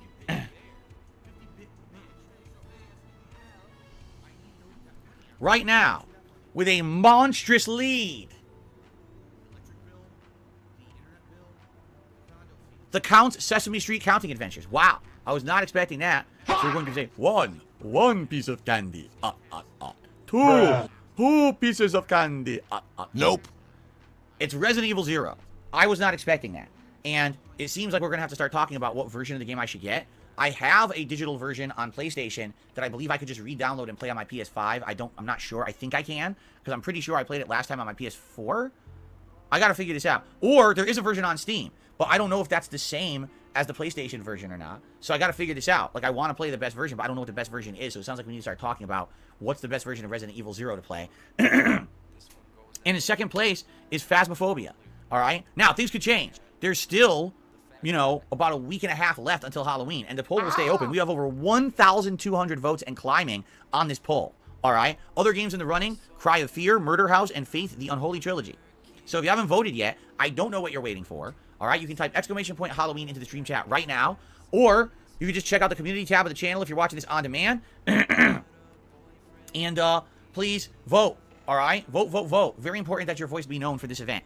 Now, other things going on during the Halloween event, I'll have a full body Halloween costume. Shut It'll up, take a few hours to get the animatronics working properly. But once they are, I'll be here in costume all day long. I'll be drinking during the day, I'm sure. There's going to be a meal that I'm going to order and be delivered, so we'll do a feasting with Phil during the event. And there's going to be a tier maker that we're doing as well that's Halloween horror related. So, hopefully all goes according to plan. We have a great Halloween marathon. I do this once a year. I always have a great time with it. One final thing to remember, there's a suggestion box going on, and that suggestion box is for suggestions for improvement here on the streams. You guys have submitted a ton this month, and we're going to start reviewing those in early November right here on the Level 1 podcast. So please submit your suggestions. Again, it's exclamation point suggestion in the chat for that link, or you can check out the community post from earlier this month here on the channel as well, okay? You want to know one thing that I would love? Nope. That I think YouTube should do? The ability to pin community posts. Because you can't do that right now. When you do a community post, it just goes there. But I do a bunch. Like, every day I do a community post whenever I go live on a stream. Why don't you fucking link it then in your live stream like I have in my stream? I have a live stream right now and I've got a community post which I have linked in the description of his live stream, and you can go directly to that fucking community post which I made at the start of fucking August. It's an easy way for getting people to fucking find your community post without telling them just scroll fucking down till you fucking get to it like you fucking do. I also do a community post with my schedule once a day. If any other things going on, I do a community post so you guys know what's happening. And then I do like posts for these polls. I would love to be able to pin these polls so they're always at the top of the community post page, so you can find them easily. But right now you can't do that on YouTube. I would love that functionality. I wonder if they would ever implement something like that, because I can post stuff to my freaking X feed, but nobody cares about X anymore. Really, X has gone like this in the last year. No one gives two shits about that anymore. It's really losing prominence. It's pretty sad how bad Elon Musk has fucked that fucking site up. So pretty soon I get the feeling it's just gonna be me posted on YouTube. It is what it is. Anyway, so that's what I've got for this week. I just want to double check, but I'm pretty sure. I think I have, like, let me see here. You might have noticed this week. A lack of gaming news from you? You might have noticed this week that I didn't really do news. And the reason is, there really wasn't any news to talk about this week. There's nothing really. Apart from the fucking, brand new games coming out in multiple. Hold on. There's always fucking game news to fucking talk about. There's like big new releases fucking coming out very fucking soon. You could fucking talk about the fucking early impressions of Spider-Man 2 and all that shit. And no. He only focuses on the fucking drama news and the gossip and the rumour mongering. He doesn't actually fucking concentrate on fucking news and confirmed fucking stories. No. Felt like to fucking, hypothesize on the possibilities of what's fucking happening. These different fucking companies are going through some sort of drama and speculation or shit. They're under the fucking radar. Going on in gaming. I feel like there will be soon, with all these new releases coming out. People are going to start talking about all these different games. A lot of reviewers are saying, oh, Spider-Man 2 is amazing. Okay, great, but the game's not out yet. Let's see when it comes out if it's good. But there's really nothing definitive happening in the realm of game news this week, which is why I really haven't even done a DSPN segment. There's nothing to talk about. Hopefully there will be stuff to talk about. Whenever I come back from my break, usually there's a bunch of news. So I guess we'll see. I have the wrong date on my stream. Thank you. I'll fix it. I didn't even realise that, but I guess you had.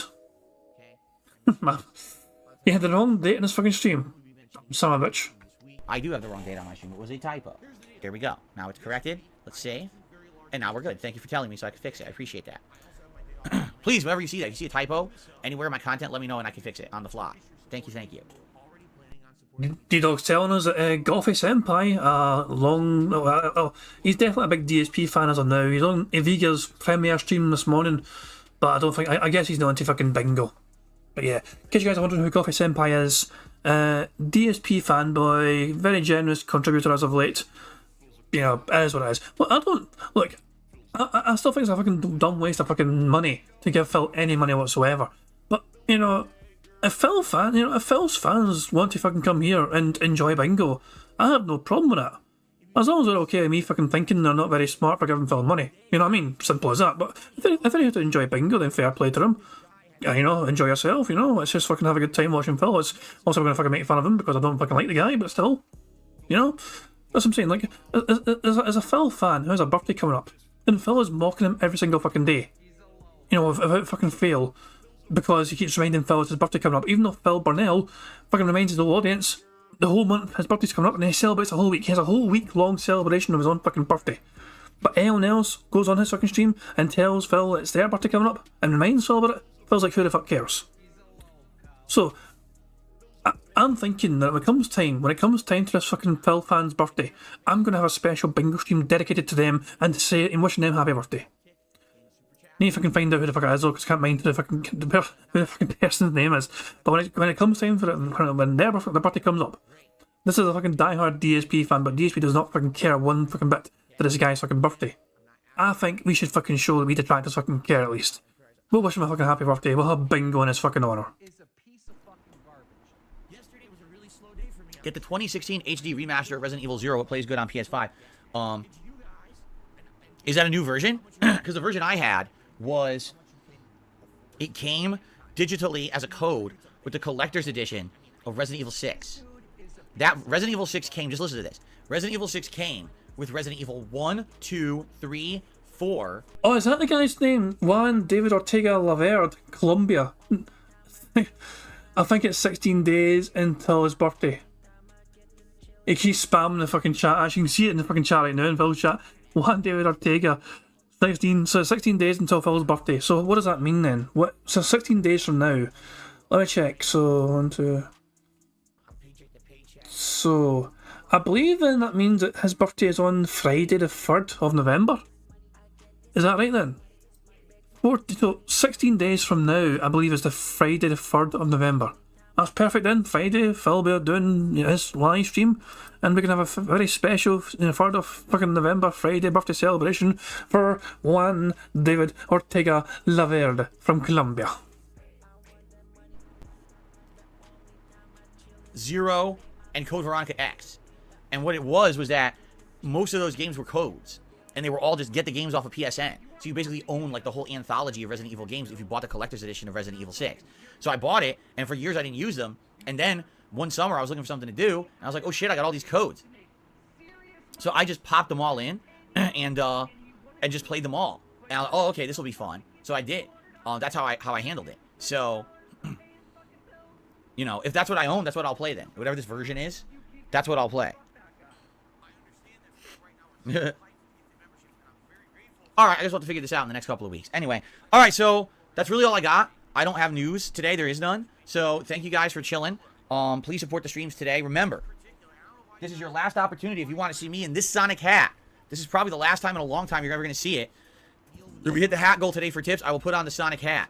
Okay? So please consider tipping today if you want to see this. Plus, just in particular, tips would help me a lot. I have to buy 3 or more games in the next week. Plus, more games coming out in November. Plus, my YouTube payment's about to be delayed. Normally, I would get it on the 21st, but it's going to be several... It's going to be the 23rd. In fact, Prophet was trying to argue that Phil's actually going to get it on 21st after all. But, you know, it's... Fuck me, man. No, he's likely going to get it at the very latest 23rd of fucking October, which is a Monday. It's just fucking ridiculous. He's trying to fucking pretend otherwise to his audience, and it's fucking disgusting that he's pretending. Also, Phil said help, apparently. I missed that. So if Phil says help, I'll take help. Burger. There we go. Yeah, I'm terrible for fucking trying to spot these things lately, but I'm terrible for it. But yeah, thank you guys for reminding me of things I'm missing in chat, missing in the card, or whatever. I do appreciate you guys letting me know. And Putty says support. He also says fucking support. Fuck me, man. I'm all for this. Burger. There we go. Should get someone to fucking replace me. Bingo and fucking shite at us. Days delayed, and I got other bills in the meantime I need to pay. So tips right now would help a ton. So please consider tipping today to see the Sonic hat and to help me out in the next week or so. It would help. Anything else is also appreciated. You know, we lost a ton of members because a lot of memberships expired, and it would be great to be back on the right direction of memberships. So maybe consider a membership or a gifted membership today. You know, super chats are appreciated. Anything's great, but particularly tips would help a lot right now, and you get to see the Sonic hat today. So please consider it. Okay. Okay. Cool. All right, let's do shout outs. Burger. Shall we? 5 in a row. That's concerning. Well, on the YouTube side of thing, it looks like we do not have any shout outs to do. There's been no memberships, no super chats, no gifted memberships. So I have nothing to shout out on that side. Okay, and your fucking point is, why even fucking bring it up then if there's fucking nothing to talk about for it? He just highlights, so he is deliberately fucking highlighting the fact that there's been no support on that particular side of things, just to try and elicit some sympathy and pity. Now, have I mentioned anything like that once in my stream, for example?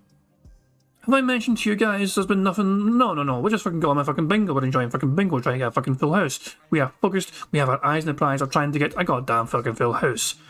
I'm not fucking derailing my own fucking stream like Phil's doing right now in his fucking stream by trying to remind people, oh yeah guys, you guys have not given me fucking money yet. Yeah, but we will, I'm sure. By the way, I rotated the animations around. And now the lower tip animations are newer because they were the higher tip animations for the first half of the month, but I rotated them around. So now you're going to get to see the lesser used animations more often for the second half of the month. I hope you'll enjoy those. We saw some of them yesterday and people were like, oh, that was really cool. So yes, anything you contribute, you're going to see a cool Halloween animation, and you'll probably see newer ones today that you haven't seen before. Okay. First tip is a $3 tip from an anonymous tipper. You watched part of the pilot of the Amazing Digital Circus on your React show this week. Did you ever go back and watch the rest of the video? No, I didn't. You know, I'll be honest, I'm a pretty busy dude, you know, having a family here and a life and other things going on behind the scenes. Back in the day, I probably would have watched it right away because I actually found it intriguing. I thought it was interesting. I was like, I wonder what the show is going to be. Is it going to be horror? Is it going to be comedy? Is it going to be drama? Is it going to be a thriller? Is it a mystery? You can't tell from like the 5 minutes of this pilot that I watched. I couldn't really put my finger on what the show was yet, but the animation quality was good. The voice acting was good. All I wanted to know was if the plot was going to be good, but you can't tell yet. It was too early. So I probably would have went back and watched it, but I'm very busy now. For example, you know, this week I watched Scream 6. I watched Halloween Ends. Tonight I'll be reviewing Halloween Ends over on DSP Reacts. So that review will be coming out. in the free time I have to watch a couple more Halloween-themed horror movies and review those by the end of the month. Coming up next, I'm going to be watching Invincible, because you guys said you want me to review Invincible Season 2. Well, I got to watch Season 1 first to know what the hell I'm watching, right? And then outside of that, you know, everything else is just, I'm busy spending time with my family and everything, so I haven't really had a chance to sit down and do much. If I get a chance, I'll give it a look, but I you know, honestly, it intrigued me. The production quality looked great, but I have no idea if the show's any good because I haven't gotten past that 5 minutes we watched on my React show. So, there you go. Okay. I received an $8 tip. Magic 8 Ball? From an anonymous tipper. First and foremost, I hope that you're doing well. Secondly, today's actually my birthday. Ironically, on your pre-stream slides, the retro gaming with Nintendo console has a camera timestamp of my actual birthday. Oh, I don't think I've ever even looked at the camera timestamp, honestly, on that thing. But cool. Happy birthday! I hope you're gonna have a good day today. Then they said, P.S. You have October 17th in your stream title. I fixed that already. Thanks for telling me. And they wanted to ask the Magic 8 Ball: will Sonic outrun a fireball thrown from Mario? Would Sonic outrun a fireball thrown by Mario? So, I have the 8 Ball's answer, and I'm going to elaborate on it. So the 8 Ball says don't count on it. All right? And I know what the 8 Ball is saying. Here's what the 8 Ball is saying. Normally, Sonic the Hedgehog would outrun the fireball from Mario. In fact, he's run so fast, he probably would have put out the fireball with the speed. The Wii would have just put it out, right? But in Sonic Superstars, he's so sluggish and slow, the fireball's probably faster than him. So thank you, Magic 8 Ball, for that tip. That's an anonymous $8 tip. Here we go. There we go. Okay, and looks like another tip has come in. Dan the Man has tipped me $2. And he asks, Phil, did you ever been to a haunted house and do you believe in the paranormal? Well, first of all, the question is, what do you mean? Because when you say haunted house, you know, I guess there's two kinds. One would be a... I wasn't sure if I fucking heard that right as well, but you guys fucking heard the same thing as me. I just can believe it. He thanked the Magic 8 Ball. Hold on. Okay, and looks like another tip has come in. No, before that. For that tip. So thank you, Magic 8 Ball, for that tip. That's an anonymous $8 tip. Thank you, Magic 8 Ball, for that tip. That's an anonymous $8. What? Oh my god. So thank you, Magic 8 Ball, for that tip. I mean, I Jesus fucking Christ, man. It's like me fucking holding up my fucking flask of alcohol and say, thank you, flask, for making sure I'm hydrated. You know, you're such a good flask. I'm just fucking knocking you for, you know, showing appreciation. Thank you, flask, for letting me drink out of you. Fucking idiot, man. Jesus Christ. That's an anonymous $8 tip. There we go. There we go.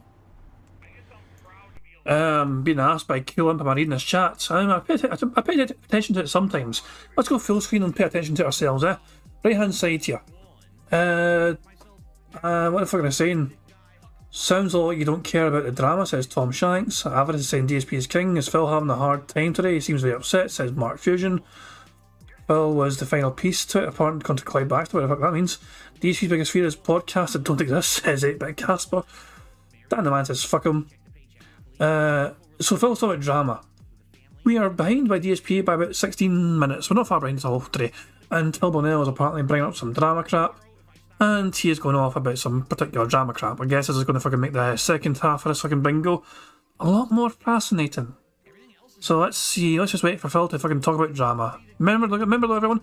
He ignores all the drama. He doesn't pay attention to drama. He ignores it all. He thinks it's all white noise. He wants his audience to fucking ignore all the drama as well. And yet, here is Phil, clearly going off about drama just for the sake of it. Okay, and looks like another tip has come in. Dan the Man has tipped me $2. And he asks, Phil, did you ever been to a haunted house and do you believe in the paranormal? Well, first of all, the question is, what do you mean? Because when you say haunted house, you know, I guess there's two kinds. One would be a staged haunted house meant for amusement purposes, where you pay an entry fee, and you go inside and you're scared by people in outfits. How can you fucking make that sort of question into a boring fucking answer? You could just fucking said, yeah, I've been to like two kinds. Like I've been to like, you know, amusement park haunted houses, and I've been to fucking genuinely apparently haunted houses. You know, but Phil's like just boring the crap out of everyone's fucking answer here. let me pick apart your fucking question here and make it as boring as humanly fucking possible. You mean a human-style haunted house? Where all the ghosts are all humans? To jump out and try to creep you out, right? It's supposed to be meant for fun, safe fun, correct? Or you could mean a real haunted house that apparently has apparitions, ghosts, goblins, and ghoulies that try to actually scare the bejesus out of you and sometimes even harm you for impeding upon their personal space, right? So, if you're talking about the former, yes, I've been to a staged haunted house. I remember particularly going to one when I was a kid and being scared by it. But it was so long ago, I couldn't tell you where it was, when it was, what it was. I just remember people in costumes jumping out and chasing me, and I was like, oh shit, and I pooped. Okay, I didn't poop, but I was scared. I remember screaming about it. A real haunted house, no. I've never been to anywhere we're supposed, at least willingly or knowingly, I've never been to anywhere that supposedly was paranormal or haunted. When I first started on YouTube, and I was becoming very popular as a Let's Player, and I was making money, and everyone knew who I was debating doing something like that. I actually always was interested in the paranormal, and I was like, dude, I wonder if I could take the opportunity to maybe branch out from just being a gamer, and maybe have like a crew of people I hire, and we go around and we investigate stuff like that and make a series on YouTube, right? Of course, nothing ever came of that, ever, you know, nothing. I never even got to step one, never really even got off the ground with that idea. But what's funny is, you can watch Chris Borez, the Irate Gamer, in his paranormal investigation series on YouTube, because apparently he did just that. And he apparently appeared on his local news and everything. And Burger. What the fuck? The Irate Gamer thought that he was going to become a paranormal investigator.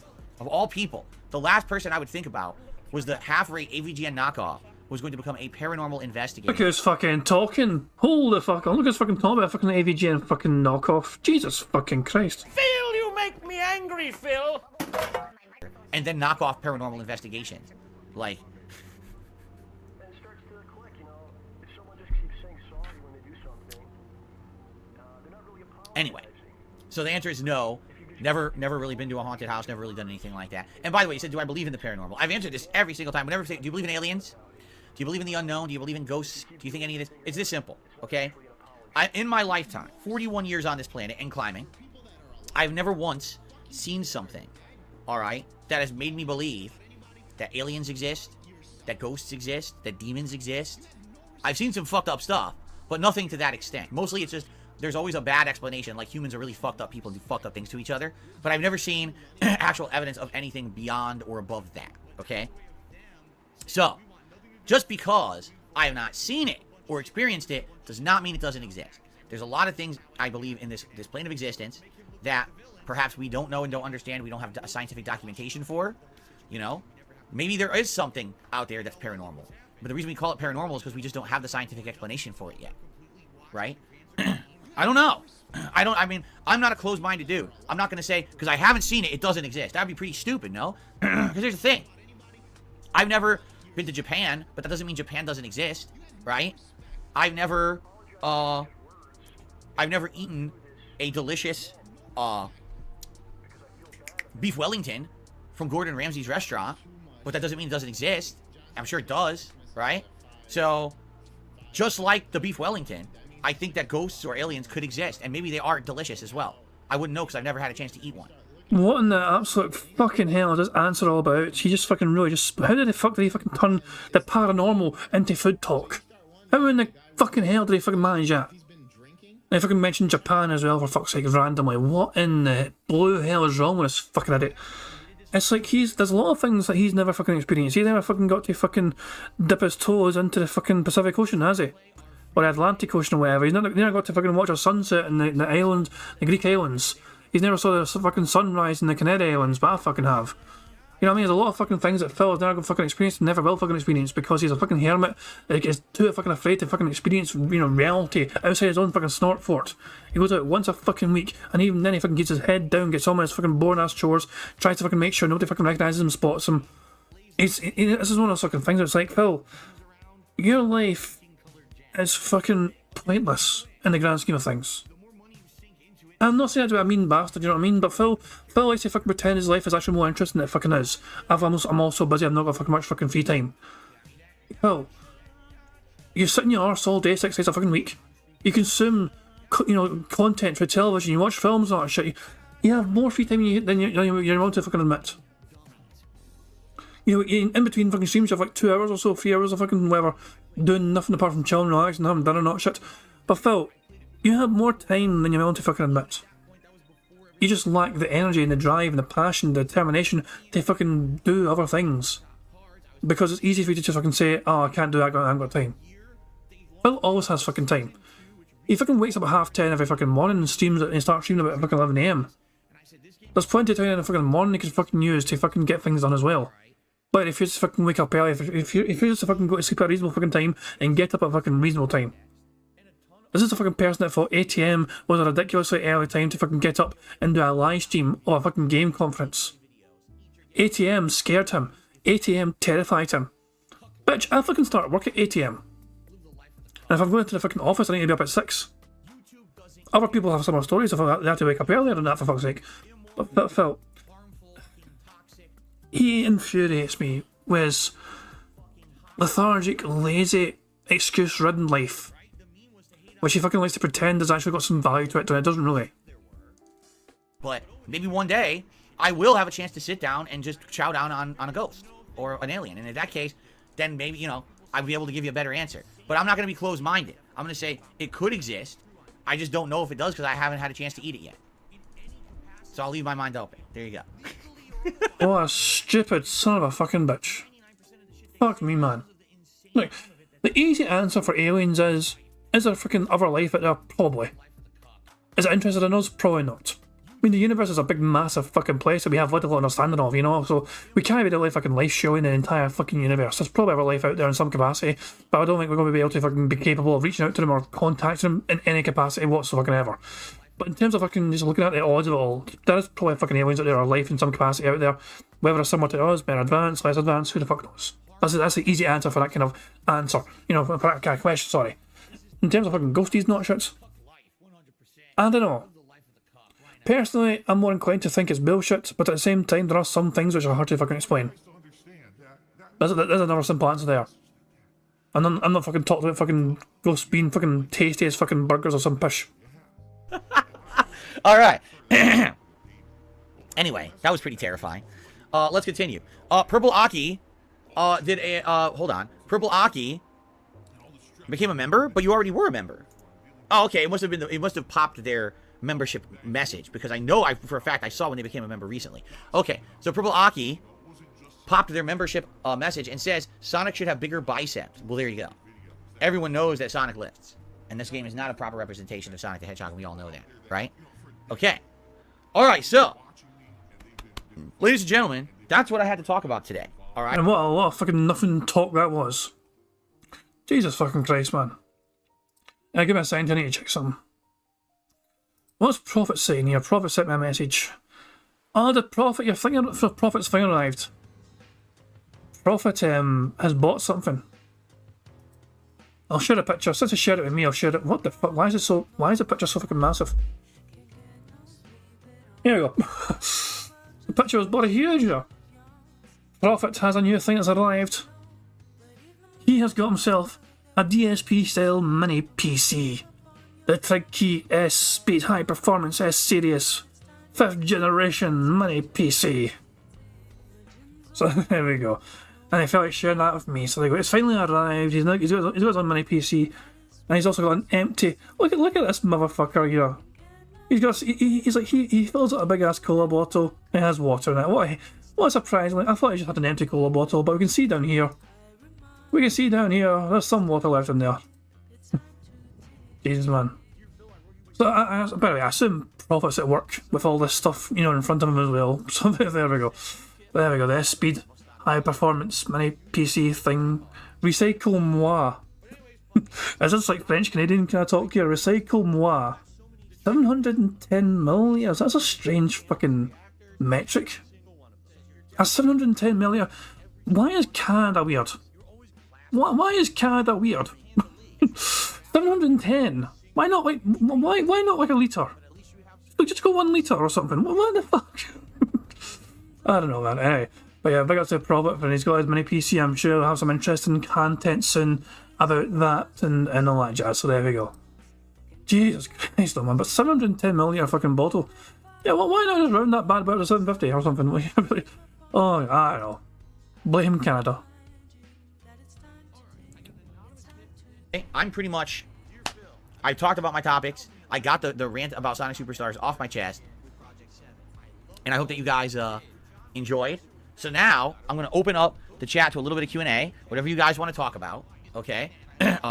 If any contributions come in, I will shout them out. Okay? I just received 5 gifted memberships. Congrats to Clyde, the Drew Corporation, Shaunalu26, Flip the Trees, and Bo Knows Tecmo. I'm going to speed this up to 1.5 because I can and because I want to. Thank you, Dan, for getting 5 memberships to the community. If anyone just got to get the membership, be sure to thank Dan for that. Okay? And, awesome. Thank you, Dan the Man, for getting us back on the right direction when it comes to memberships. So many had expired. Derek says, in 2016, I played the HD Remastered Edition of Resident Evil 0 in January on hard difficulty on PS4, no face cam. Yeah, but from what I'm to understand, the new version of Resident Evil 0 was made in 2016. And I played a version that I already previously had a code for that existed before 2016. So no, that I didn't play the 2016 version, to my knowledge. The only way we will know is if I boot up my PS5 and I look at my digital library, and it should be listed there, and it should say what version it is. But I won't know. Right now I'm on my PS5, or my Xbox. My PS5 is not hooked up, so I wouldn't be able to do that right now. Maybe when later today, I have to, well, probably tonight, after my late stream, I'll probably purchase and start pre-installing Spider-Man 2 and Mario. So maybe when I do that, I'll take a look and try to figure it out. Cool. Oh, man. All right.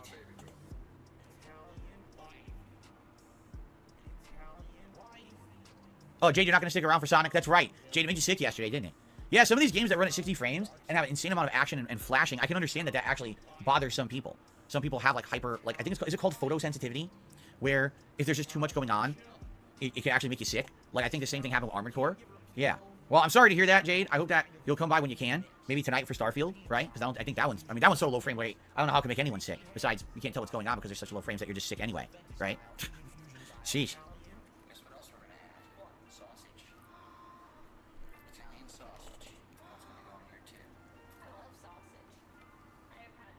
"16 days to your birthday, Juan."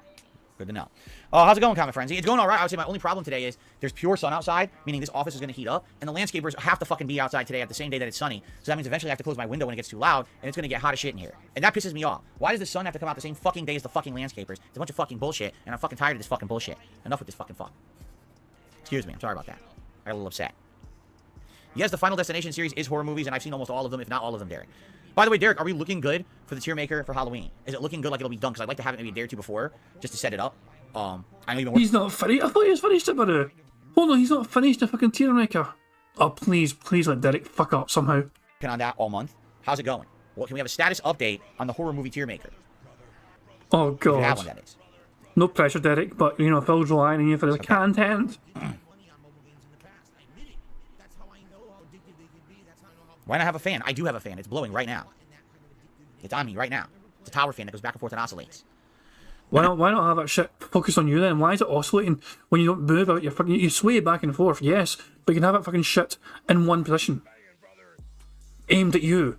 It oscillates, great. Fucking turn off the fucking option to oscillate it, then fucking just have it focused on you.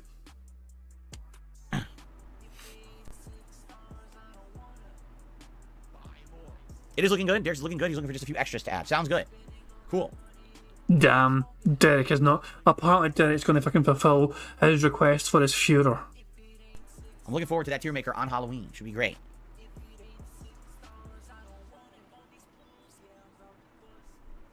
Yes, it is fall in Seattle. Outside, it's only in the 70s. It's supposed to be like 73 degrees today, but it's full sun. And when it's full sun, not a cloud in the sky, wherever there's full sun, it's going to heat up.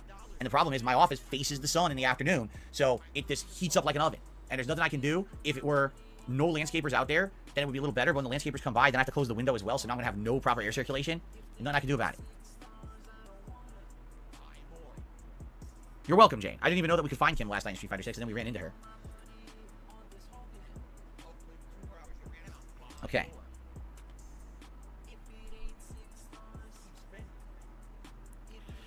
Shit for Brains, thanks for the $2 tip. Yes, I've heard all about drama about YouTubers, doxing other YouTubers, and being horrible to each other, and demanding that each other be removed from the platform and all kinds of shit. I will say this, ladies and gentlemen, I am incredibly happy to have been staying out of all kinds of drama recently. Have you not noticed that there is no drama whatsoever going on around here? None. Absolutely not. People try. Oh, They try to bait me into it all the time. Absolutely they do. They'll ask me a question about another YouTuber. They'll ask me a question to talk about this or that. What do you think about this with Boogie? What do you think about this with this person? I'm like, nope. Absolutely not. I'm not taking your bait. I want nothing to do with these people. Absolutely nothing. Remember, I am on an island. The island of Phil. I live here by myself, and my community can watch what I do here, and that's it. I want nothing to do with any of these other fucking people. Nothing. I want to be left alone, because they're all nuts. Seriously, they're all fucking crazy. They all want to constantly be railing on each other and attacking each other and being toxic to each other and gunning on these bandwagons against each other and doing all this horrible shit, right? I've had enough. I've really had enough. So earlier this year, you know what happened. You guys know all about all the nonsense that happened with an interview and trying to pull me into a podcast and trying to pull me into this and that. And I said, enough is fucking enough. If anything, all this has shown is that all these people are all in it for themselves. All they care about is their own personal gain. Look at us fucking talking, bitch. Very short-term personal gain. Because if anything, what they realize now is that drama-style shit is very flash-in-the-pan, instant, gratification-style attention that just goes away. The moment that the drama side dies down, these people are no longer pertinent. No one gives two fucks about them anymore. It doesn't matter how many YouTube boxing matches they do. It doesn't matter how many fucking, political rants they go on. It doesn't matter, and I'm talking about a lot of people in general. It's not just one person. It's a lot of people this year that have tried to pull me into stuff. They've outright threatened me. I got threatened this year with all kinds of shit. It's like, are you out of your mind? I'm a guy who literally just sits right here. You tried to fucking bait LTG into some fucking Street Fighter drama. You were desperate to fucking get LTG to fucking play you during like Evo or some pish, so he could fucking have you and playing LTG at the same fucking time as Evo's fucking happening. You tried your best to fucking initiate drama with LTG, and he told you to fucking give him $5,000 or shut the fuck up. You tried to call him out, you tried to fucking deride him, you tried to ridicule him, you tried to fucking publicly mock him. He ignored your ass. In that situation, LTG was a bigger man. I'm not trying to fucking defend LTG there, but he did the fucking right move by ignoring your ass. You didn't fucking make it worth his while. You didn't make it worth his time. You didn't fucking. You don't fucking want to give him money to make it worth his while to fucking play you at fucking Street Fighter. So you fucking sat there in your fucking stream. You fucking whined and moaned and cried and bitched and fucking mocked him. You called him all sorts of fucking names and all that shit, and it didn't work. You tried to initiate drama. You tried to artificially manufacture drama with LTG. It did not fucking work. So don't fucking lie and pretend that you're fucking, ignoring all the fucking drama. You can't help but mention these fuckers all the fucking time, because your own fucking existence is a very boring one, with fuck all happening in it. And the only way you're fucking relevant and pertinent is if you're fucking talking about some sort of drama in some capacity. If you have a boring fucking stream where there's nothing worth clipping, nobody's gonna fucking pay attention to you. You need attention. You need eyes on you. Whether it's fucking good attention, bad attention, you need that sort of fucking attention on you. I mean, if every single fucking podcast essentially was as boring as this one today from you, and what? There's no gold dust here. It's just Phil being Phil. He's bored and he's fucking trying to pretend he's a fucking busy boy, but he's a boring bastard. There's nothing here where it's worth is captioning is making us go, wow, I can't believe Phil said that. No, fuck off. He needs the drama. He relies on it. When things get too fucking quiet, he fucking starts poking up, trying to start initiating some more drama. It is what he does. It's his modus operandi. As he fucking butchered the other day. Oh, this is another one there. By YouTube commenter. How many days in a row did DSP mention SQC like that will get attention? SQC sucks, but he ignored him. I don't even believe SQC fucking was aware of who DSP is. Also insane did he say I live here more. So Phil used an analogy of him being on an island. He tried to use an analogy of I'm here, I'm by myself on my own little island where my community can watch me. He summarized content in general rather than fucking him being alone. So yeah. Bad example from Phil, you know what I mean? He's just fucking pretending he's an island boy. I can't get it. As soon as Phil said he's on his wee island or whatever, it just came into my fucking head there, he's an island boy. And just plays games and talks with you guys about silly stuff every day. Why on earth, of all the people on the planet, to go after why would you threaten me? You see me as a threat that you have to threaten me? Me! Joe Nobody! Mr. 300 views on a stream. Mr. 207,000 subscribers. The subscriber count has gone up, remember? You think I'm a threat that you have to come and threaten me, right? These people are just out of their minds. They are. They're fucking nuts, And if anything, the fact that when I pulled out of all that drama earlier this year, right? The fact that they continued and tried to keep pulling me back in is just absolutely crazy, and I think it should be representative of how those people are versus me. I want nothing to do with that. I just want to make content for my community and have a good, chill time with all of you every day. Those people, the only attention they can ever get for themselves is to create more drama. So anything they can do to create drama, they will do, because that's their popularity. They don't have anything creative, they don't have anything positive or constructive to offer to the planet besides bringing down others or self-degrading themselves for the sake of clickbait views. So I have nothing to do with any of that shit, you know what I mean? I let them be. And, you know, I don't want anything to do with this YouTuber's doxing this one and yelling at this one and screaming at this one and creating this situation and that situation. Let them all do it forever. I don't care. I have nothing whatsoever to fucking do with those people. Nothing whatsoever, you know? And if anything, what you can see is everything that I've said over the years is true. Everything that I've ever said about this stuff is always correct. But people don't want to believe Dark Side Phil because they turned me into a negative meme. So they say, oh, he's a clown, he's a joke, he doesn't know what he's talking about. I cannot believe he's actually fucking refusing to fucking defend Jack's films here for being doxed by Sniper Wolf. So, a lot of you guys don't fucking know the situation by now. Jack's Films has been making fun of Sniper Wolf and the kind of content they make and the fucking lazy content they fucking make and the fucking amateurish kind of style content they make. But yeah, Sniper Wolf's a big fucking reactor style YouTuber, okay? But because Jack's Films had the audacity to fucking, you know, have fun at their expense and, you know, Jack's Films actually fucking done something, you know, a page out of my book. They sometimes made a bingo card about fucking Sniper Wolf and they would watch the fucking shorts that Sniper Wolf would fucking make and he would try and predict what they would fucking say, and he would usually be right. Have, you know, a lot of times he would fucking right about what the kind of basic, you know, predictable things that Sniper would fucking say about them reacting poorly to fucking other people's content because they're a fucking react streamer person.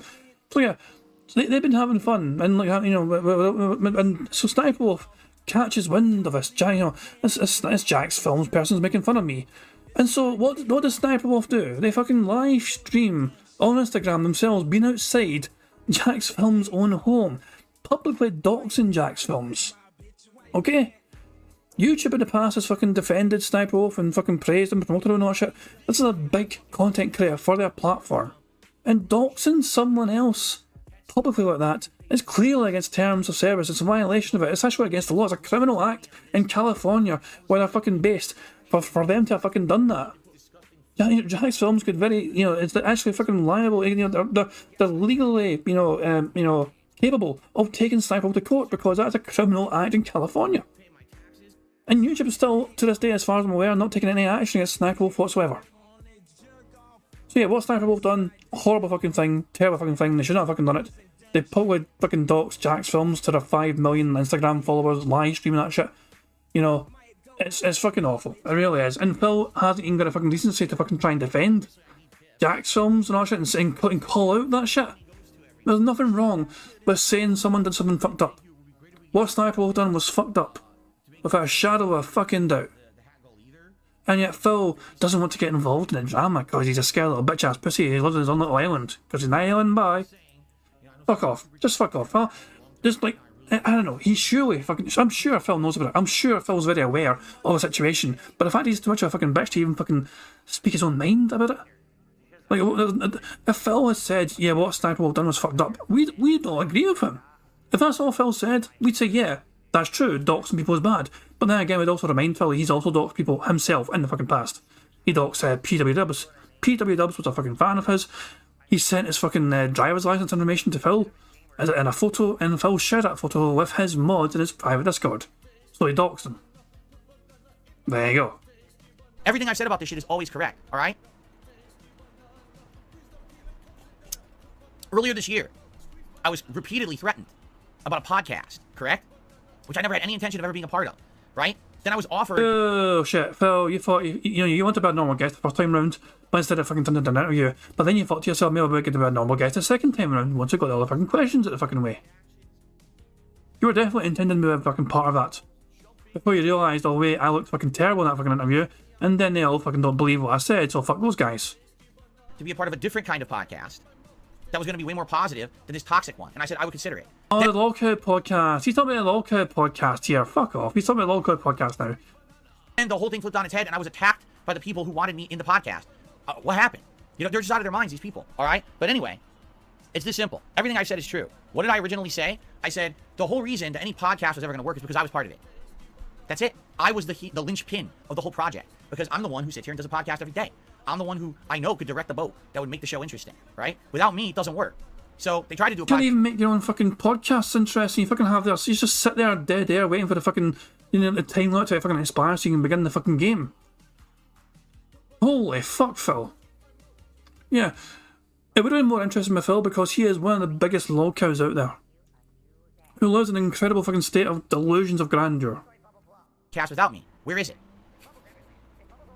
Where is it? Where is the podcast? Doesn't exist. You know? Is it?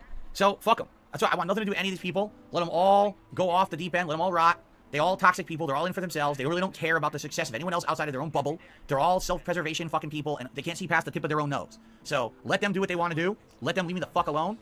I want nothing to do with any of them, you know? What's crazy is there's these people who I have never said a single negative thing about, ever, in my entirety on the internet. In fact, I've only said things but praise or positive things, and even they go out of their way to say negative shit about me. So you know what? Fuck them. What did you fucking expect, though, Phil? What did you fucking expect? Just because you fucking say something nice about someone doesn't mean they're going to have to be fucking... Oh, they were nice to me. I'll be nice to them back, otherwise I'm rude. Fuck off. No, if you're being a fucking cunt and someone recognises you're being a cunt, even if you're fucking being nice to them, they're of course going to fucking call you a cunt if they're a fucking decent human being. If that's what they fucking think, if they're being true to them fucking selves, then they're going to tell you exactly what they fucking think of you. Do you think I'm going to fucking pretend and be nice to you because you were nice to them? I can't call Phil a bastard. He was nice to me. Oh no. Fuck off. I want nothing to do with them. Let them rock. Like I said, they're all going to fail. They're all going to disappear. There's nothing I can do about that, right? I mean, let them go and let them say what they want to say and do what they want to do in their own bubbles. I have nothing to do with them and their bubbles of bullshit, right? Really. I just have nothing to do with this at all. I'm done with it, all their nonsense and drama. I'm here to make fun gaming content, to do some current events, you know, to talk it up and have a good time with my audience. That's how I've always been. By the way, if you haven't noticed, I never have myself involved with these other people's drama and bullshit. And this is why. You know, this year was a case in point. People, oh, why don't you branch out? Why don't you try this? Why don't you try that? Yeah, look how it worked out, right? The moment I even considered it, it just completely extrapolated and blew up with a bunch of bullshit, right? So I'm just never gonna waste time on this shit ever again. So what happened was Phil branched out by going on side scrollers and to a wider audience that were not really too well aware of who DSP was. He exposed himself for being a fucking scummy piece of shit. A wider audience got to fucking see DSP, so when Phil branched out, that toxicity got fucking exposed for all more people to fucking see. And then Phil's like, it was a waste of fucking time, because yeah, when Phil fucking tries to fucking reach out to a fucking wider audience, that wider audience gets to fucking see how much of a toxic piece of shit this fucking idiot is. Yeah, there's just no point. I'm happy where I am, you know? And it's funny too, because as I told you guys, I still get contacted by people who say, oh Phil, I want you on an interview, I want to do this, and I say, okay, let's do an interview. But by the way, I did an interview in March. The interview covered all the drama topics everyone's interested in. I'm done. I have literally nothing else to say about any of those topics that were discussed in March. If you want my answers on those topics, you can watch that podcast from March. In perpetuity, forever, those are my answers. They're never going to change. Now, if you want to talk about anything else that wasn't discussed in that podcast, including maybe criticism of me as a content creator, or talking about the gaming as a whole, how gaming has changed, YouTube and streaming and any copyright issues, any of the shit that I'm involved in, I have a wealth of knowledge that I can share with you. I'm more than willing to go on a podcast and talk about that. I just don't want to talk about the same fucking drama every time. So that's that. And guess what? Every single person, when I tell them that, they disappear. They just go away. Because all they're interested in is drama. They don't have anything to add. They don't have any fucking content to put out on the internet. All they do is they regurgitate drama. But what the hell are they fucking meant to talk about, though, to you? Like, your life is fucking boring and empty. What else is... What in your life is there fucking worth talking about? Your family's off limits, so we fucking can't ask you about you and Kat and the fucking relationship. We're not allowed to fucking talk about that shit. We're not allowed to fucking bring up Liana, your fucking first girlfriend. You're not allowed to fucking talk about that, of course, you know? What about your fucking spare time? What are you doing in your fucking free time? Apparently, though, you have no fucking free time whatsoever. You play games and you fucking, you know, you stuff your face with it and you play more fucking games and that's fucking it, usually. Well, apart from once a week where you fucking react to fucking other people's content poorly. Fuck off. There is nothing worth interviewing you about apart from the drama shit. There is nothing in your life worth discussing, Phil. Because your life is quite devoid of any fucking interesting facts to it aside from the drama stuff. There is literally nothing else to go over. You know, if I can talk about a game, you might fucking talk about fucking playing a game. You know, what did you think of fucking Zelda? Let's talk about fucking you playing Zelda, because that was a very special fucking thing that 300 fucking people watch sometimes. Fuck off. You get clickbait views on their garbage. So they want nothing to do with me because I don't want to have anything to do with drama. I'll talk about any topic you want. I have lots of lots of knowledge, lots of experience, lots of stuff to offer to any kind of discussion. They don't want to discuss anything intelligent. They want drama. So that's why I'm not in anyone's podcast, and I won't be. No one is interested in that. So, yeah. So I'm done. Like I said, that's it. I don't care about YouTubers doxing each other. Don't care. I'm done with that. I'm so far removed from this fucking vortex of horseshit. I want nothing to do with these idiots. Nothing. Let them all fucking spin in the toilet together and get flushed at the same time. It's like they say, I am the rock against which everything splashes. And as everyone else erodes and falls away, I'm still here. 15 years, guys. And I'm still here, and I'm still the same guy, and I still make the same kind of content, and I still love what I do, while everyone else out there has had to change or fail. I love this fucking thing he keeps fucking telling his audience. I'm still the same fucking guy.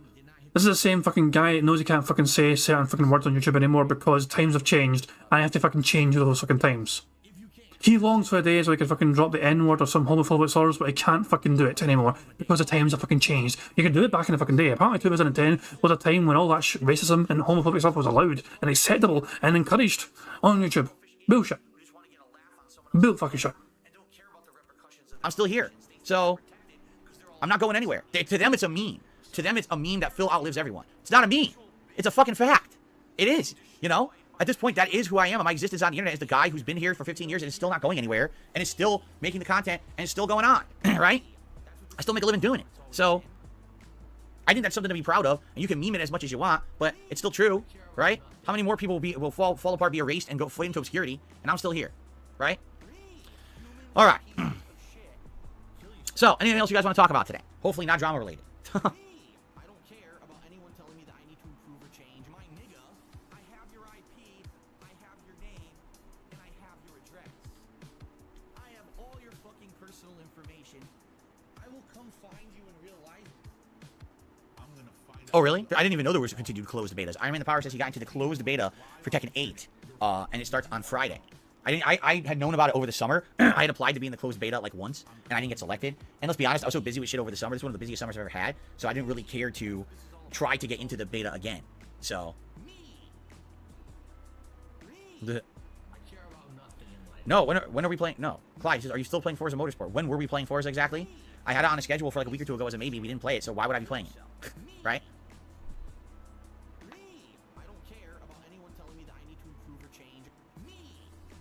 I don't know what the Sonic Mega Collection is. Never heard of it.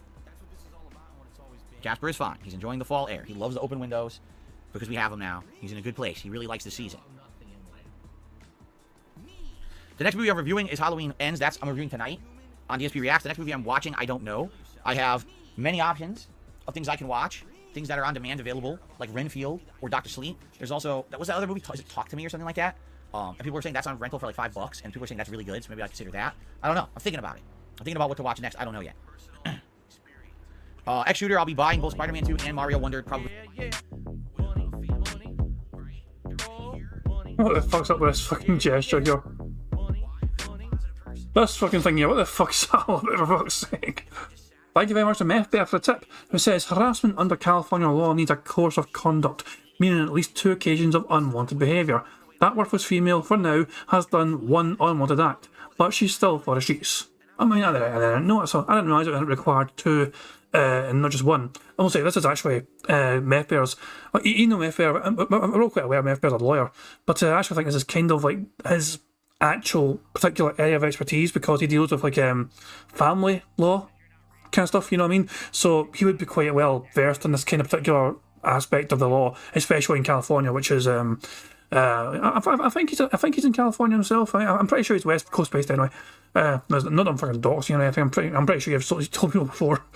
Fucking no, please don't hurt me. I didn't mean to dox you, but yeah, you get what I'm saying. So yeah, Meth Bear of course is educating me there on the California laws there of like docs and whatever and this kind of thing. Anyway, I thought there was like 2 different. There was another message. Oh, she had an original fucking message on her Instagram saying should I fucking pop by Jack's films. Whatever, and then the second thing was the actual fucking doxing fucking thing. The picture of the guy's fucking house, you know. So you technically could argue the first fucking message was them being, you know, like them insinuating I'm going to go see this fucking person. And the second thing was the actual doxing. You could argue there's 2 there. But that's, you know, that'd be hard to fucking argue properly, I guess. But yeah. Yeah, and Mepers is saying there to confirm this would be a civil harassment restraining order, and yes, I'm in California, so there we go. Cool stuff. So yeah, cheers Mepper for the tip and the clarification on the law. Of course, I mean, I knew there was some sort of kind of law involved with it, but I didn't realise that it was a case of like, you know, multiple and not just 1 occasion. Tonight and preloading, and I have a whole day to do it before Friday, so I'm not a real big worry there. I'll have it done in time for Friday, no worries. No, I don't need donuts. I don't eat donuts. I love donuts, but I haven't had a donut in ages. I couldn't even tell you the last time I ate a donut. Love them though. Donuts are delicious. So many different great kinds of donuts, but I don't even remember when I had them. I really don't.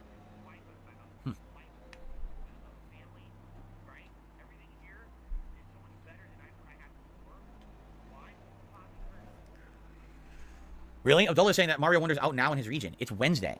Well, if Abdullah, you'd be ahead by a day, but still, that's early. Sounds like they just released it early. They didn't give a shit, huh? Wasn't those landscapers do their job?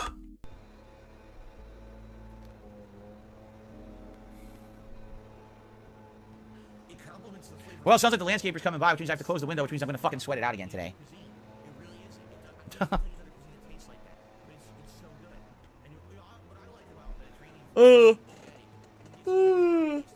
How do I stay in shape with a sitting down job? I don't gorge myself over and overeat, and I don't drink soda or anything that's high calorie. But you don't burn calories either because you're fucking sitting your arse all fucking day, Phil. Look, it doesn't matter if you fucking consume very little calories, you're not fucking working anything off. You are very sedentary. You need to fucking make sure you're getting up and about and fucking moving around more often, maybe go out for a fucking walk. You need to fucking make sure you're burning more calories than you're fucking taking in.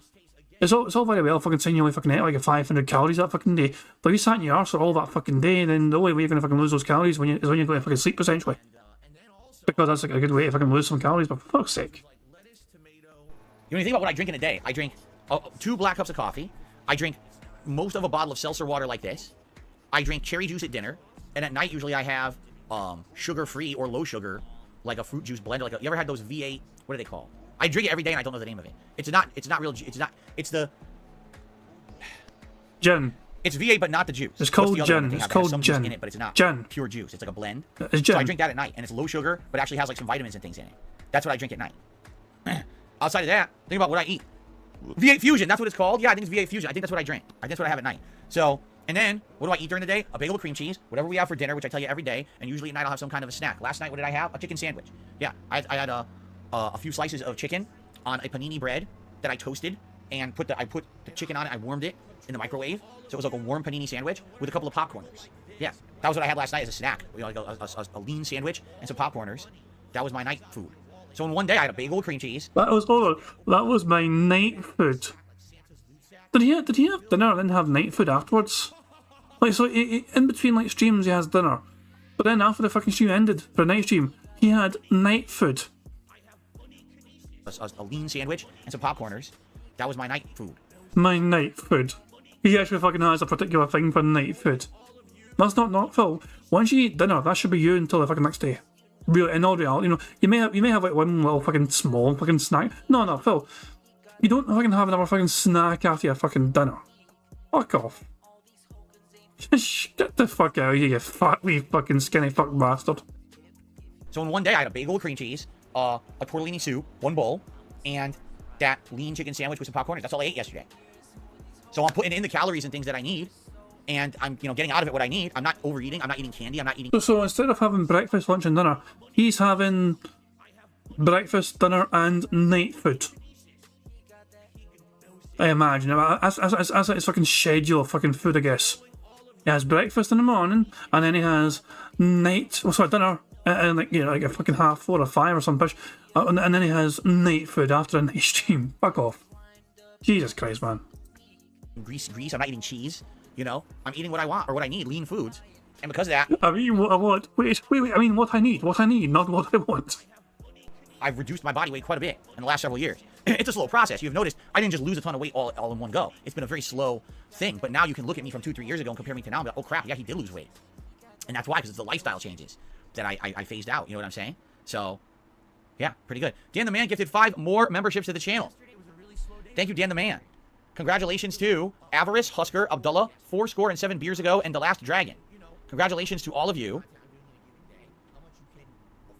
And again, be sure to thank Dan for that. This is very good. This is putting us back in the right direction for memberships. I really appreciate this, Dan. Thank you for the support today. I agree. Inara says, don't drink your calories. It goes a long way. Yeah, most people, I would even say in the United States, most people drink a lot of calories and don't realize it. The moment you pick up that soda, the moment you pick up that coffee, but you add in the sugar and the cream and all of that, these are all completely empty calories. And you have no idea that you're consuming them. And that's where people get the weight and stuff that they get, you know? I think the reason that people ask me questions like this, like, Phil, I don't understand. You're a streamer all day. How did you get to where you are? Why do they ask that question? Because they look at other contemporaries of mine who sit there and gain weight constantly. It's like, because I'm not... Oh, the ones you're afraid of being compared to, I mean... Well, look at you and they fucking look at Winky Wings and look at Boogie and they look at all these other fucking morons and all these other fucking lol cows, not shit, yeah. Yeah, because you don't know why I fucking compared to these fucking guys? It's because you are a fucking lol cow, just like fucking them. Eating bad stuff all day. I'm not. You never see me snack on a stream. You never see me eat on a stream, because I don't. You've seen the extent to which I'm eating and drinking on a stream. This is it. Right here. Gin. You know what I'm saying? And then, what I eat, I tell you exactly what I eat all day. That's my calorie intake for the day. So, if you maintain that, you will I mean, I'm not skinny because I sit here all day. If I actually was a more active person, this tire that I have around me would be gone.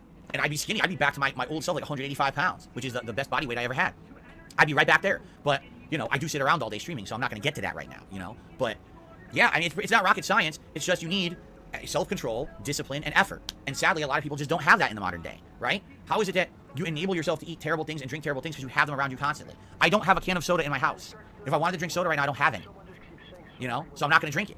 And the other thing is, if you don't constantly have that stuff in your lifestyle and your diet, you don't want it. I have a bag of chocolate, Kit Kats, little mini Hershey bars, little mini Reese's Peanut Butter Cups, and Reese's Pieces. I bought that bag 4 months ago at the beginning of the summer. I've eaten it so slowly. I still have a lot of it in that bag. Every once in a while, I just feel like a piece of candy, and I'll grab it, and I'll pop it, and I walk away. I don't sit there eating gorging candy. And it's still in my cupboard right now, because I don't have desire or temptation to really eat it, because it's not part of my diet.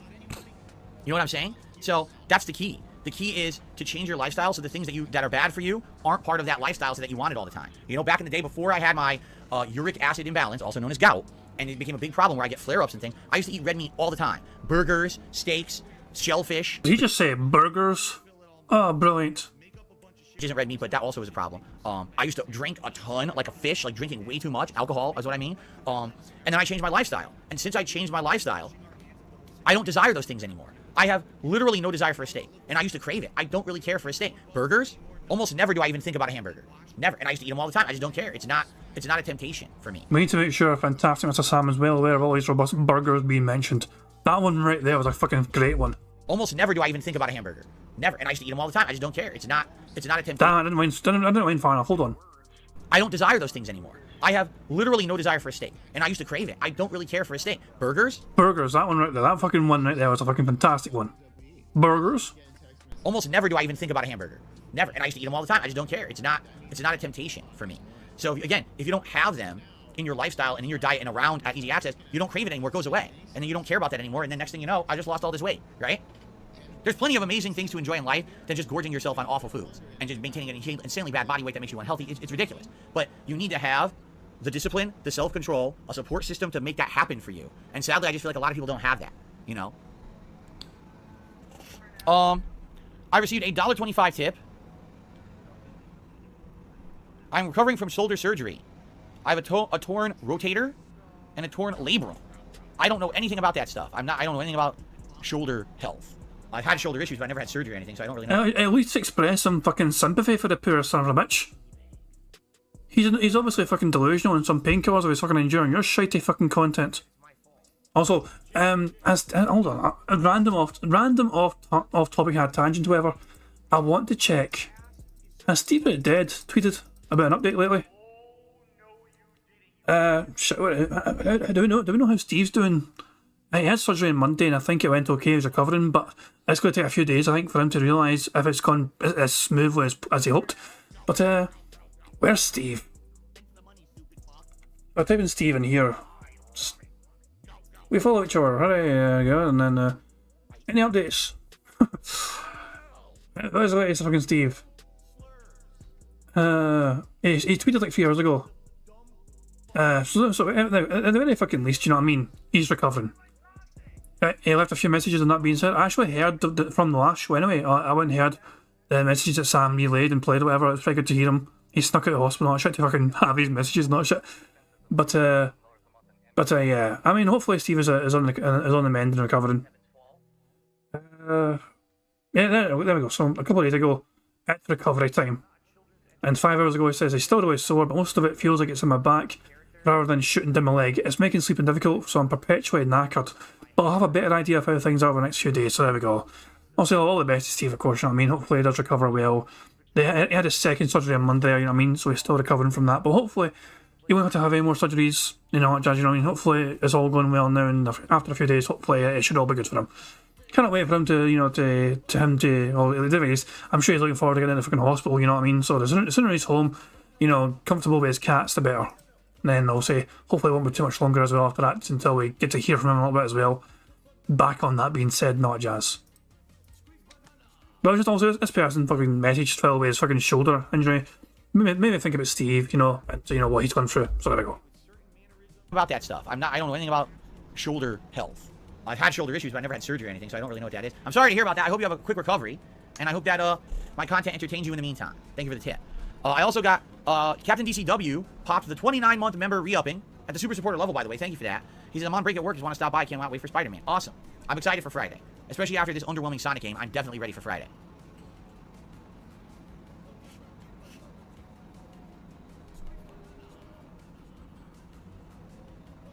Huh?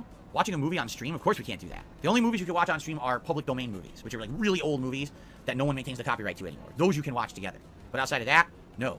Is it 100 years? Because I'm trying to remember, what is it that when something becomes public domain? Because one day, how cool would it be one day if we were able to watch like all the Universal horror movies together? Because those are over almost 100 years old at this point, are they not? Weren't they like the 1930s, some of those, like Dracula and stuff? Imagine we could watch the classics together and do commentary, everything on. That'd be fun. I feel like that'd be really fun to do. But I don't know when those become public domain, when that's available to do or not.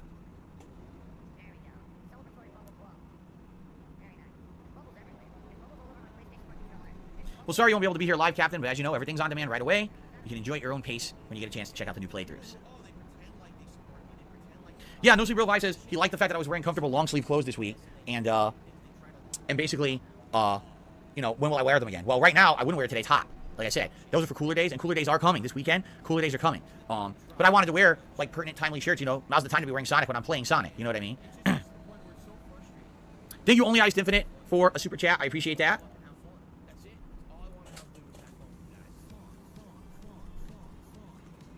It's actually a super sticker of an anthropomorphic lemon blowing a kiss. That's pretty disturbing.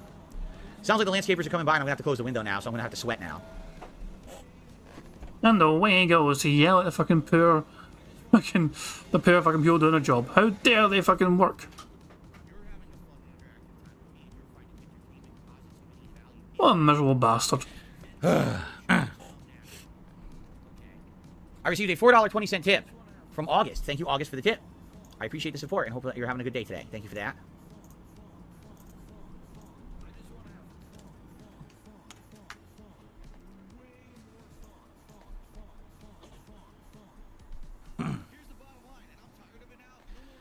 All right.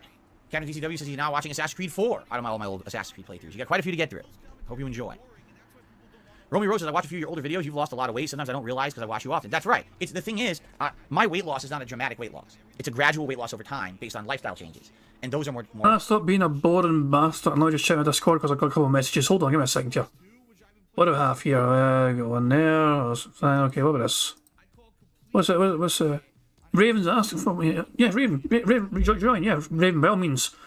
I mean, you're a part of that already. Just join the call. Join the call, pal. Raven wants to join in real quick so he can say something. So there we go. We're gonna get a wee brief mini little tantrum, I think, from Raven.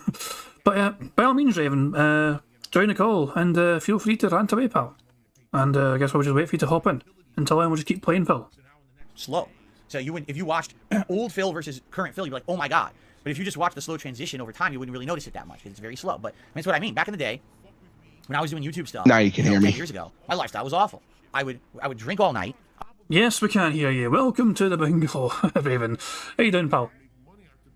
I'm doing good. Oh man, he's just so insufferable these days. He really is, man. It's been for most of this podcast was just a boring piece of shit, and then he went in his little soapbox and told everyone how he's fucking better than all these fucking other YouTubers and reactors and lol cows, and now he's fucking wanting to eat aliens and all that shit. It's been a fucking hard one to endure.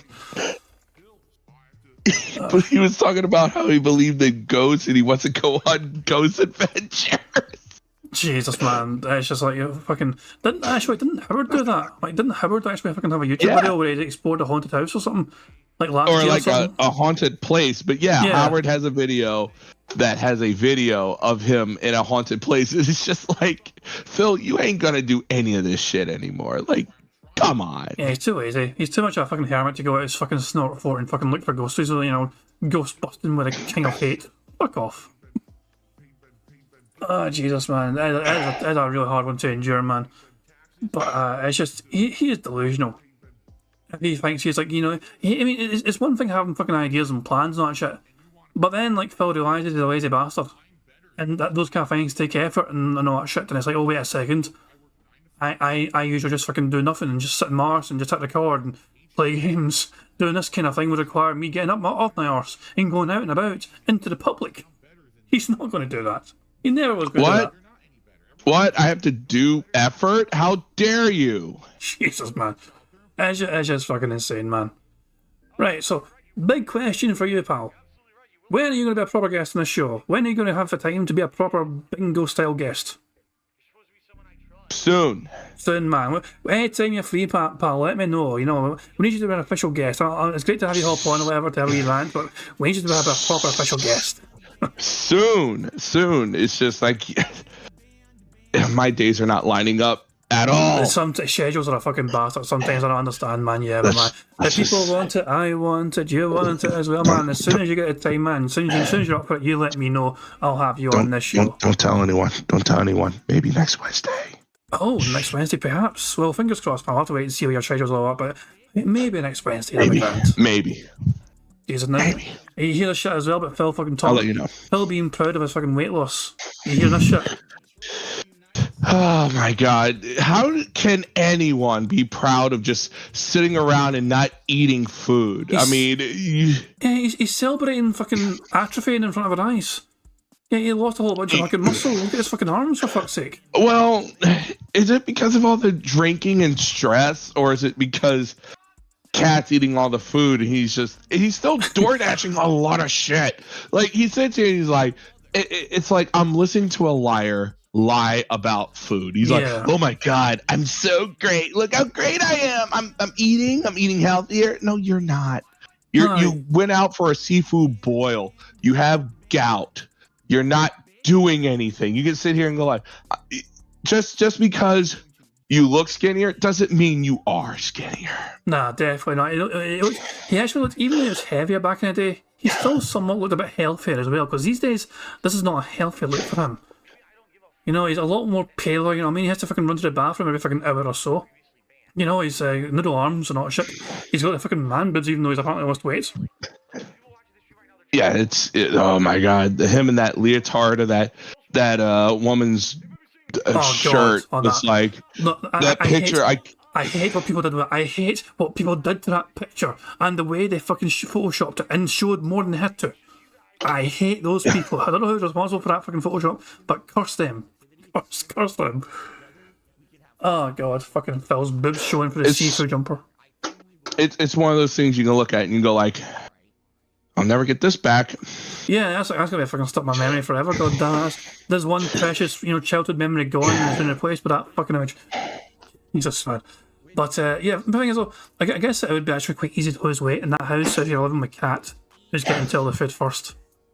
I mean, and then he says that, oh, my health and my workout regimen is none of your business. They're just asking you. I bet I could say, hey, Jaha, what supplements are you using? Hey, how many miles do you run a day? Or how many reps do you do a day? That's a good point. He'll be more than happy to tell you. He'll be more than happy to go like, oh, I eat these vitamins. I do these reps. I do that. He's like secret about it. Like, people stalk me and find me in the woods and make fun. Yeah. Dude. Let's ask Jaha. Let's ask Jaha what he thinks. Yo, Phil. Yeah. Shut the fuck up! There we go. Good old Jaha. To the rescue. Fuck me, man. The thing is, as I'm saying, like, he's like just fucking. He's not doing anything to work off anything. The only thing that Phil's running is his mouth. He's sitting fucking going outside and doing power walks anymore. God no. He was fucking bragging about it if he fucking did. He's not doing it anymore. Right. It's just so crazy when he says that shit. It just gets me going because it's like, you're not walking. You're not going outside then. You're not. I bet if you even step foot in the gym, you'd be too terrified to go like, people would see you. And it's like, no one cares. What about a detractor in this gym? Oh God, no. Oh God, Jesus, man, he'd be terrible for it. All insane is probably getting a ton of exercise with a leg jiggling and rocking, to be fair. That might burn calories, I guess, a constant fucking leg jiggling. I don't know. Right. Fucking hell, man, it's crazy though, man. He's still he's certainly not a picture of health. I mean, everyone thinks he's no well. Like, everyone thinks he actually does have some health condition that is up with him. He's not well. I mean, you can see, like, there was that picture where he shook his arm. You could just see that's kind of gone now. Yeah, the bingo wing slapping. I remember that. Yeah, that's kind of gone, and he just looks sickly, and it's just looking at him. It's like, you're just wasting away, homie. Yes, I'm saying, it's like, I speak from experience of, like, this is why I think diabetes, you know what I mean? Because there are quite a few things that relate to that. You know, with the constant need to go to the bathroom and all that shit, and, you know, the atrophy, the fucking muscles as well. Like, as I said, my old man, my dad had diabetes, and I saw him waste away in front of my eyes, and we're seeing Phil as well kind of waste away. You know, he does not look fucking healthy whatsoever. You know, he's looking a whole lot more gaunt in the face as well, particularly. It's just one of those things where you believe that he is generally not well. I don't think he's eating. I know, like, I think he eats something light for dinner, and then that's it. I think just the stress of, he don't want to tell anyone, but I think all of this is getting to him, like, to a point that we don't know. You think he lied about the fucking night food? Yeah, I think so, yeah. That's a strange lie to make. It's possible, of course, it's possible, because we can't trust the thing that Phil fucking says, as we know by now. So, because look at, and we watch a lot of, look at him like 2 years before this happened and now. Like, it's a transformation that's like, yo, what the hell? Yeah, I'm actually kind of curious to do that. So yeah, I'll go to fucking content and just like, you know, I was going to fucking like search something. I'm just going to fucking type in 2020. We'll go 3 years. Yeah, go for like the COVID years and then go from. Oh, actually, 2021 would be easier because I think you didn't do a camera until like 2021. Like, you didn't start wasting away until like 2 yearish. I think I should have a fucking custom thumbnail for this fucking shit. Jesus Christ, man! I picked a video with photos. Here's it on. Hold on. Here's it go. December 31st, 2021. So here we go. So this is DSP. Let's just pick a random frame. I can't figure a good fucking random freeze frame. There we go. There's Phil from 2021, to the end of 2021. And as his face is a bit fuller. Now his face is a lot thinner, a lot more gaunt. Yeah. You know, it's sunken in. There, you know, cheeks are a bit flabby. You can see a bit of a chin now. You know what I mean? No, you know, he's a wee fat fuck. Yeah, but now this is not a healthier fucking look. The face looks far less healthy. It's not right. Yeah, but yeah, it's just crazy to me. Yeah, so it's actually quite an interesting difference between the two of them. When you go back in time, but yeah. Yeah, you look at it and you go like, you were healthier, bigger. Sorry. That's exactly what I've. So yeah, you look at the chin as well. Look at the multiple chins. As I'm chewing the fucking water. I don't want to hear old style Phil. But yeah, you can definitely see a lot more weight in that face. Look at the arms as well. The arms aren't actually as noodly. But maybe like when he's lifting his arms up there. I feel like I could break his arm without even trying. I think I should raise his arms here. I'm not sure. I'm just trying to see, like, he's doing a thumbs up. He's doing a thumbs up. Come on, raise your arms. Do a Y pose. Like, looking at him, I feel like if you breathe on DSP in a certain way, he falls apart. Yeah. Well, these days it's especially, yeah, because these days it's so fucking fragile. When it gets to the point you're kind of like afraid to punch someone in case you actually fucking break them in half. Even though you don't like them. Yeah. It's like it is kind of thing when it's like maybe this person is, you know, not long, you know, is seriously got something wrong with them or whatever. But Jesus, man. There's definitely a huge fucking change when you look at the two of them that way. Right. And this is not that long ago. This was almost 2 years ago. This was a year and a half. No, it's like December 5th. Oh, yeah. So, I mean, so it's like, 18, 19, 20 months ago. Well, 22 months ago. But Jesus Christ, man, yeah. What a difference a couple of years makes. What a fucking difference that makes. It's crazy. But this is the 27th episode of the fucking pre-stream podcast. So yeah, it's just, yeah. So I don't think it was that long. I think he only started doing the cam stuff for the podcasts around mid-2021, not even then, probably November 2021, I think. Before then, it was just fucking, the fucking advertisements and all shit, the fucking side-scrolling pictures where it's fucking blathering away in the microphone. But even that had more sense. Like, these days, I know you've been listening to it, it just seems like old man blabbering. Like, he doesn't. The same I've been doing Yeah. You have a format, an actual good format, you know, intros and all that stuff. I'll show up and go like, welcome to the show, guys, blah, blah, blah, blah, blah. I'm playing this game, I hate this game, or I love this game. And that's fine if you don't have a Let's Play channel that you can watch it. You want people to drive people to watch your content, not watch your content. So This is his problem. Is he'll give you a synopsis for the daily wrap and this. Why should I watch your hour of content? Why should I? You could replace the fucking podcast with a daily crap and have a daily crap just speak for itself in that bit. Right. You shouldn't give synopsis of your gameplay. I mean, it's fine to do it time to time, but he goes blow by blow, and it's like, and the blows, yeah, it's terrible. Yeah, he was going like, oh, I'm gonna beat Sonic today. I'm gonna do this today, and I think of this, and it's like, no. It's just so much fucking wasted time. There's like this bitch screams about fucking not having enough fucking time to do shit, but this is a whole lot of fucking time he's wasting in his own podcast, which he could be doing something better, something more meaningful and robust and curated for his audience. Indeed. Instead of just fucking stalling for time until he fucking gets to the 90-minute mark of the fucking podcast and they can just fucking start playing the game. The worst thing you can do for a podcast is have a hard time. It's just because sometimes you go over, sometimes that's not enough time, and sometimes it's not too little time. It's the worst time that you can do. You don't schedule something, go like, I have a 90-minute hard stop. Yeah, it's fucking mad, this man, and of course, it's not his fault though, because there's no game news to talk about. The lack of game news to talk about is meaning that he's not having a news segment, which means he has more tuning. That's a great point. Here's the problem with his gaming news, because he wants to look up the ones that are, like, he wants the young yay stuff. He wants to like the salacious stuff of like, well, this person did this thing and had a scandal, and it's like, no, you gotta read all of it. Even if like, hey, P. Hines is retiring, wish him well. Hey, Activision, Phil Spencer did a sit down podcast with the Xbox podcast and said Activision games are not coming to Game Pass until early next year. Like, he's like, no, I'm not going to talk about that. Not important. And we're like, that's not important.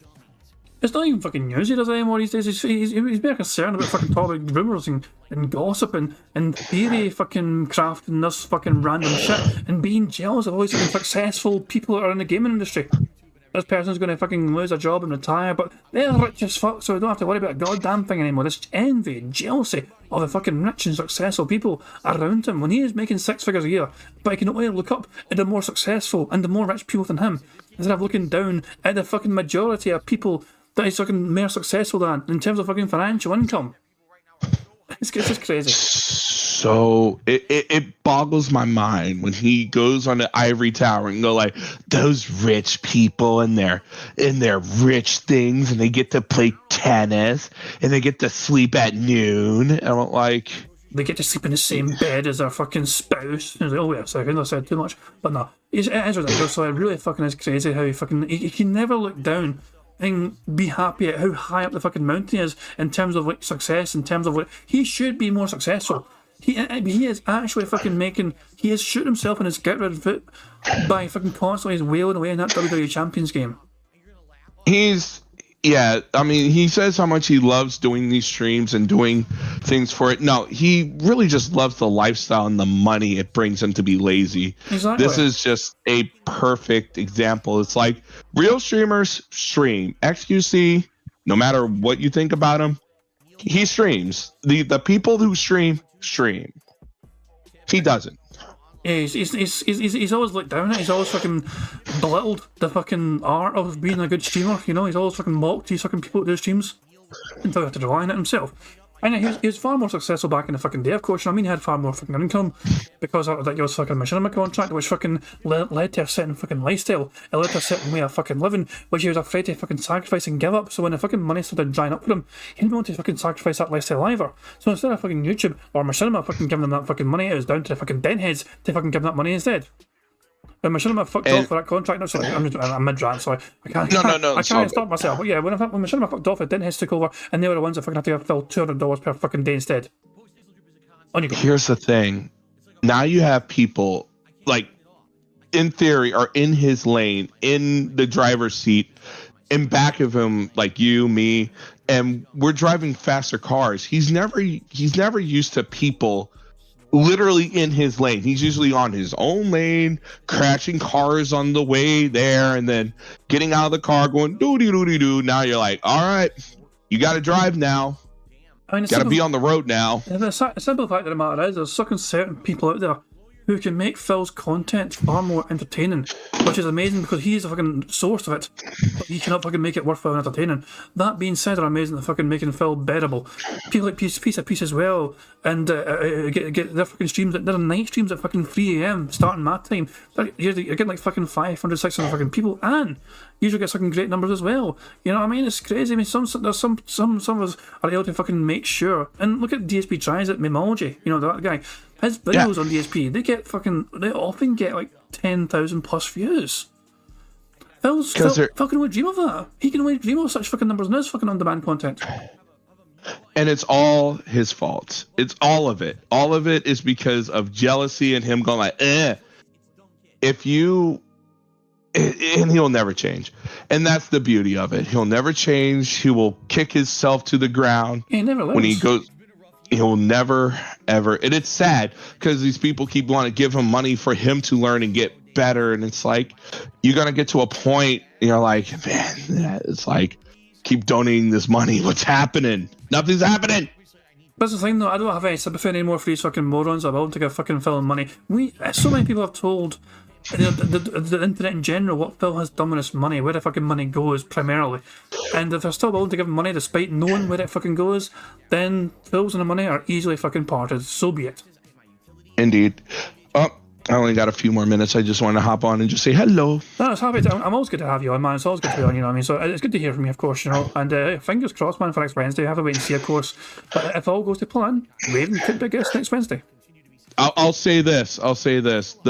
You'll never hear these words after DSP's mouth. I got to pick up a shift at work today. Oh, Jesus Christ, man, of course. Oh my God, Phil, I think Phil would have knows who fucking said that. I mean, imagine him trying to fucking say those words. I was like, I have to work. I have to do a shift. I have to socialise with people in a work style environment. Yeah, I got it. Yeah, I just had a few minutes, just getting ready. And I was like, it's just... Sometimes you got to vent, sometimes you got to rant. I'll say this. The Level 1 podcast these past few weeks have been unbearably bad. Yeah, why don't you get stop doing bingos on Sundays and done something else? Because like, I don't know if I can cover the podcast. It's been shite lately. I'll do something different instead. It's almost to a point I'm like, Phil, and you will never do it. And it's like, Phil, give up the podcast for a few days. Let it rest. Jesus. Just play the game. Can you imagine if you like twice a day instead of twice a week?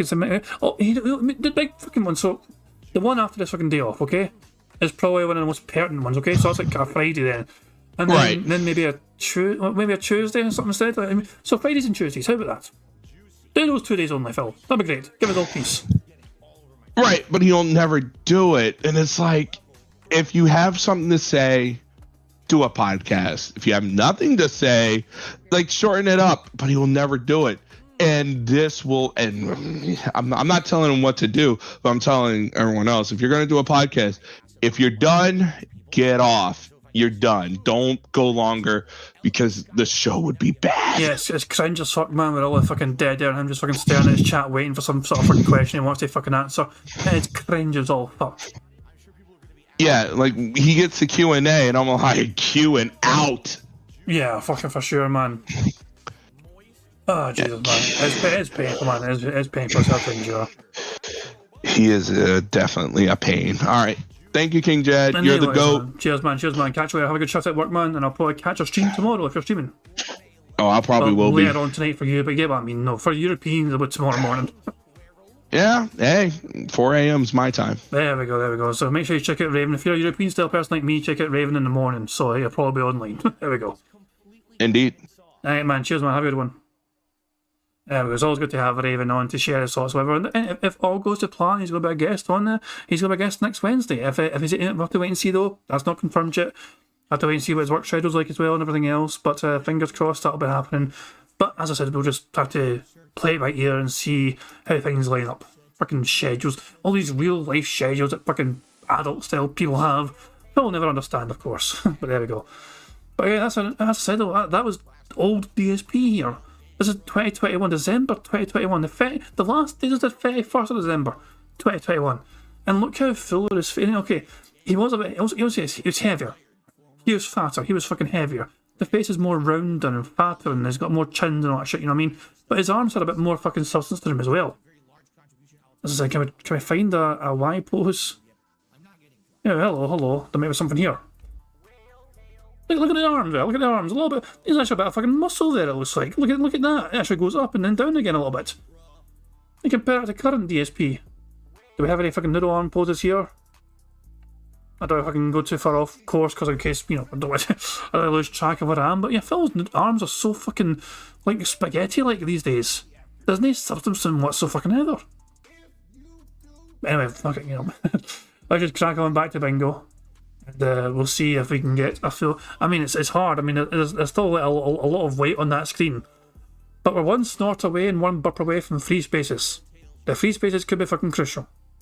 I would wake up in the morning, and it wasn't the morning, it was like afternoon, because I wasn't streaming, so I would just wake up randomly in the afternoon, and I would immediately jump into recording. I'd record for like 3-4 hours, immediately start uploading, run out and grab fast food. Every day. Every day was fast food, because I didn't cook, because I didn't feel like there was a point. I lived by myself, and I didn't feel like there was a point to cooking, because it was too much effort and too much cleanup and too much time to cook for myself. Too much fucking effort. You are an incredibly fucking extraordinarily lazy son of a bitch. Too much fucking effort. Holy fucking shit, man. Too much effort to cook yourself a fucking meal. It was easier for him to fucking just spend money on fucking fast food, waste like 20 fucking bucks on fast food for himself. Fucking hell, man. Now, I have never lived by myself. I've either been, you know, mostly, I've been at home with my, you know, family, or I've been living together with somebody in a relationship. I've never actually fucking lived by myself. But I have to imagine that even though it's the easier thing to do just to fucking order something, it is not actually a lot of effort to fucking make yourself some food if the fucking stuff is there to make it. So every day I would go out and I would get fast food. Some days it would be awful, like burgers and hot dogs. Some day it would be grilled chicken sandwiches. Some day it would be a salad or a wrap. So it all depended, but it was always fast food. You know, I drank energy drinks, and the energy drinks were unhealthy. Sodas with caffeine in them and things like that you really shouldn't be drinking. That's the kind of shit that I was drinking back then. You know, and it was bad. And you know, I had a weight issue because of it. Always. You know, for the longest time. And, you know, it took a long time to get into a routine now where now my life's a lot more healthy. And my wife cooks us good meals every day, and I eat those literally almost every day. The one day a week we don't eat that cooked meal is the day off, when usually we either go out for one meal or we order in for the one meal. You know, once a week we don't cook at home. And, but yeah, that's what's caused the changes.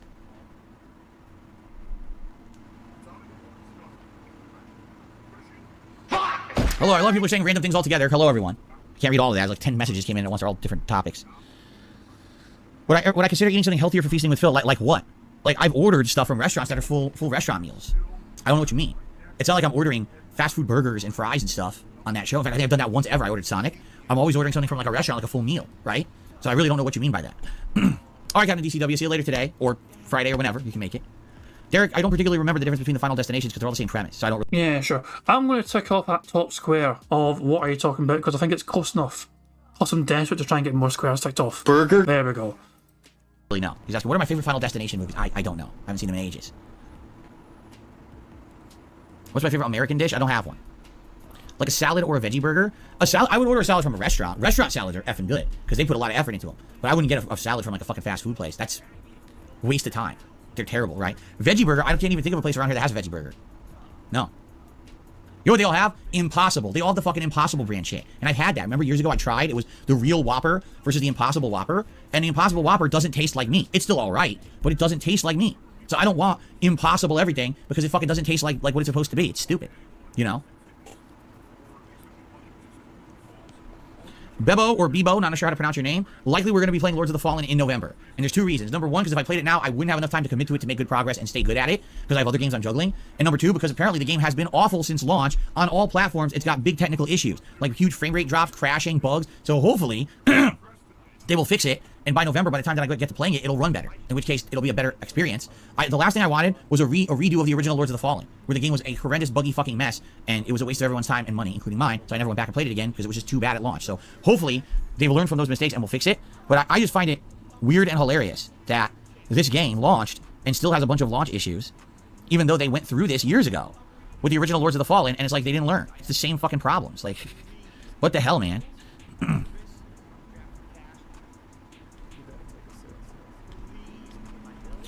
Okay, looks like I received a tip. Hold on.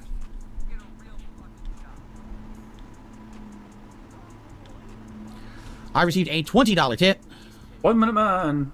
From 1 Minute Man. What a surprise. What a shock that was. Wow.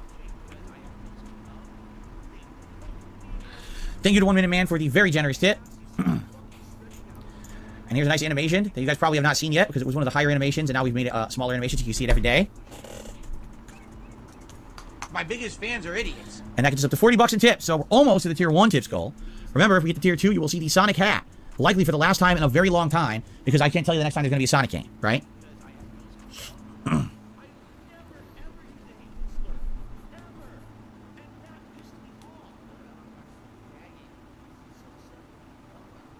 Will I start with Sonic soon? Yes.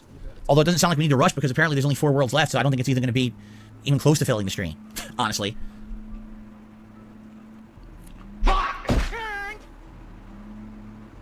Okay. Anything else, guys, or are we good? I think we've covered all the topics. We've got all the big ones discussed. All right, guys. So, thank you for watching the Level 1 podcast. When I come back on Friday, hopefully we'll have some fun game news to talk about. I'll have my Phil's Day Off segment. I'll be able to give you my final thoughts on Sonic Superstars because we'll have wrapped it up by then. And we'll have 2 new games to talk about, right? That will be starting up. So, Friday should be a very nice, very interesting gaming day for everyone. And I want to thank you all for being patient. I know we all thought that yesterday was going to kind of be the start of something good, and sadly, it's not really turning out to be that. But we'll get there. We'll get there to the great gaming goodness. I promise you, this gaming season shall roll on in a great way. Thank you for watching the Level 1 podcast. I hope that you have a great day, and happy Halloween. And I got that shit muted right before he fucking tried. There we go. We almost see the start of it, but I usually get it fucking muted in time. Fuck you, Phil. Yeah, fucking dick. Okay. Let's get set up. I do not need to take a big break today. Just a short one to just basically pee before we jump back into Sonic. I think I'm going to open the window up again because it sounds like the landscaper walked away and it's getting hot as shit in here. I do want to get as much air as I can before I absolutely have to close the window because it gets too loud. So bear with me for a second here. Let me go open the window again. You didn't know if fucking opened the goddamn window like after he fucking, you know, on his way to a pee essentially. You know, mute the fucking mic. Then walk to the window, then go for a pee. Alright guys, if you could just give me a few minutes, I'm just going to mute the mic and go use the restroom. Then I'll be back and we'll jump back into Sonic Superstars, alright? So I'll see you in just a few. Thanks for being patient. I'll be right back. Dumb cunt. Fucking arsehole. You know what, just sit down again for like fucking 10 seconds so I can tell you guys I'm going to fucking pee. BRB, fuck off. And just spam the right arrow button until he fucking waddles his fat arse back into the fucking office. Come on. Oh, here we go, here we go. Let's see him throw himself into the chair. Oh, there we go. Oh, I don't know what I'm doing. I'm back. You guys ready? Shut up, bitch! You guys ready? 8-bit Casper says Phil's biggest fear is losing half his audience when he has to take a shit. Hey, look, he's back from taking his shit. Yeah, what can you do? You know, I'm human. I have to go, right? I have to go. Would you rather have me go now and then play the game for a while, or play the game for like 20 minutes and then have to go shit, right? And in reality, I didn't shit. I just peed and I was talking with Jasper and Kat and seemed... Hey, Phil said reality. We can tick off reality in the fucking card as well. Burger. There we go. 5 in a row. That's concerning. It's a shame as well, you know what I mean? Because it's actually a strong looking card, but Phil did not say engagement. He hasn't mocked his chat really. No, not really anyway. He hasn't pointed at text on his screen to illustrate how many fucking members he's lost. He didn't do the creepy whisper. He has not voiced publicly banning somebody. You know, he's no mention of that. He's mentioned game companies, but didn't say business. Quite a few things, you know, which he's sometimes is known to mention, but he's not said it today. I think he just has some bad luck today, which is just an unlucky day, I think, for the bingo. They were up to. Okay, anyway. I received a $2.50 tip from Rainbow Smalls. Have a good day, Phil. Thank you to Rainbow Smalls. I appreciate that. So that's going to get us to 42 in tips. Remember, at 50, it's the tier 1 reward of Gunner Glasses. But remember, today is the final day, since this is only a 2-day freaking game, final day for the Sonic hat. I'll bet you anything, guys, because he's at $42 right now and he's about to fucking begin gameplay. I bet you it reminds everyone how he had a whole hour of gameplay yesterday playing Sonic and nobody gave him any money.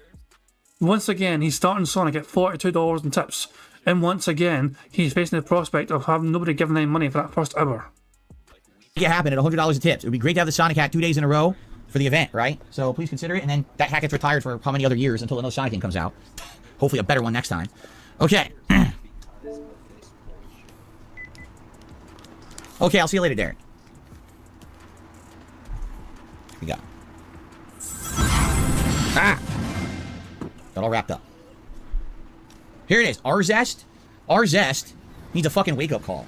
What the hell made them think that in 2023 people wanted a 4-hour game or 6-hour game for $60, right?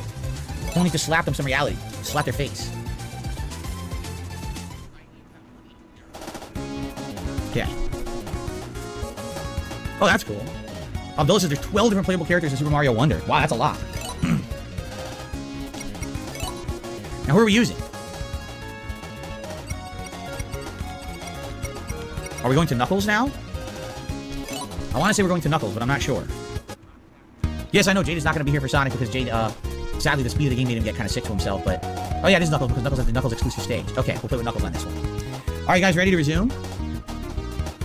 My camera needs to be stretched slightly further. There we go. The Geek Generalist, how's it going? He says, I smell completionist replayability on this game. I don't know. I don't know. Like, I would say that about Sonic Mania. I don't know if I would say that about Sonic Superstars, just being honest. Are you guys ready? Here we go. Hello, everyone, and welcome back. And he's now recording for YouTube, the son of a bitch. We have 2 free spaces because Phil had actually worked 10 times instead of 20 times.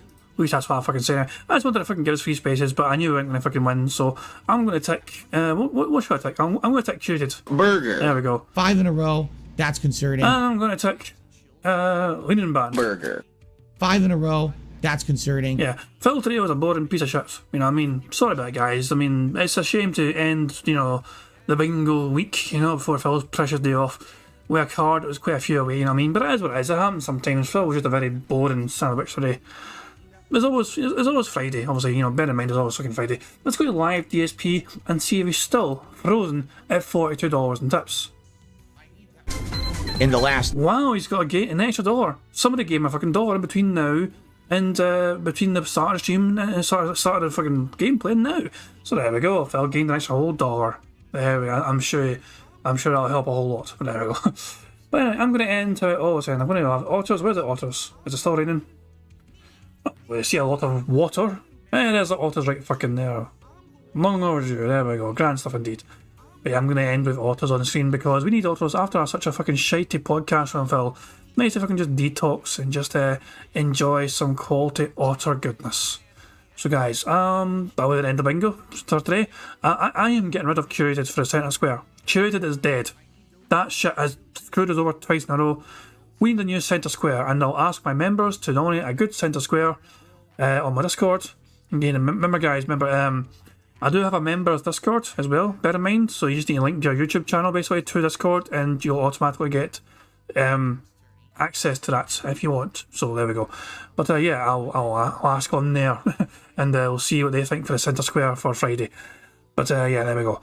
But yeah, guys, thank you very much for being here. Thank you very much for keeping me lighting the card. Thanks for Raven as well for popping in briefly just to have a little rant, whatever. I do hope you guys enjoy the rest of your Wednesday and enjoy your Thursday as well. Remember, there's all sorts of different things happening tomorrow on Thursday, such as that being said, we'll have their show. And bear in mind as well, if you're European and it's early morning for you, Raven will likely be streaming as well at some point. So yeah, it's always worth checking it as well. It's always a good time on there. I will return on Friday for some more bingo antics and goodness and all that jazz, and hopefully we can kick off the weekend with a full house then. But until then, guys, I hope you enjoy your the rest of your day off from Phil shenanigans, and I'm going to end. Don't crash course Team 2 Autos. There we go. I'm going to end how I always end by playing Notorious PIG contributions made by the excellently talented Pixar Animations. So, guys, until Friday, have a good one. Catch you all later. Peace out. On September 14th, a pre-authorized payment of $16.51 from PayPal.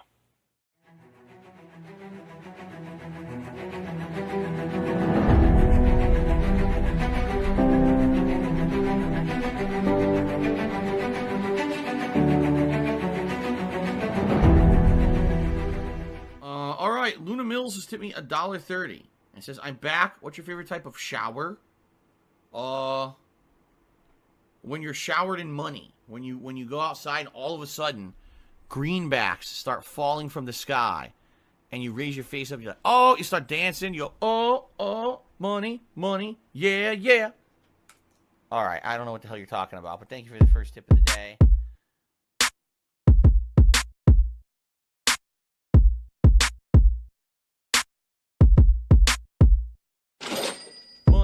Money, yeah. yeah. Money, money. Oh, money, money. Yeah, yeah. Money, money. Money, money. Yeah, yeah. Money, money. Oh, money, money. Yeah, yeah. These contributions are mandatory. Money, money. Yeah, yeah. Money, money. Oh, money, money. Yeah, yeah. Money, money. Money, money. Yeah, yeah. Money, money. Oh, money, money. Yeah, yeah. These contributions are mandatory.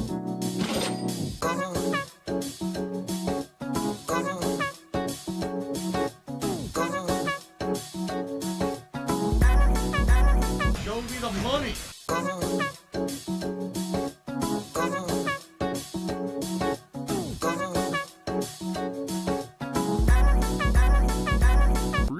Money, money, yeah, yeah. Money, money. Oh, money, money, yeah, yeah. Money, money. Money, money, yeah, yeah. Money, money. Oh, money, money, yeah, yeah. These contributions are mandatory. And it's gone, just gone like that, in an instant.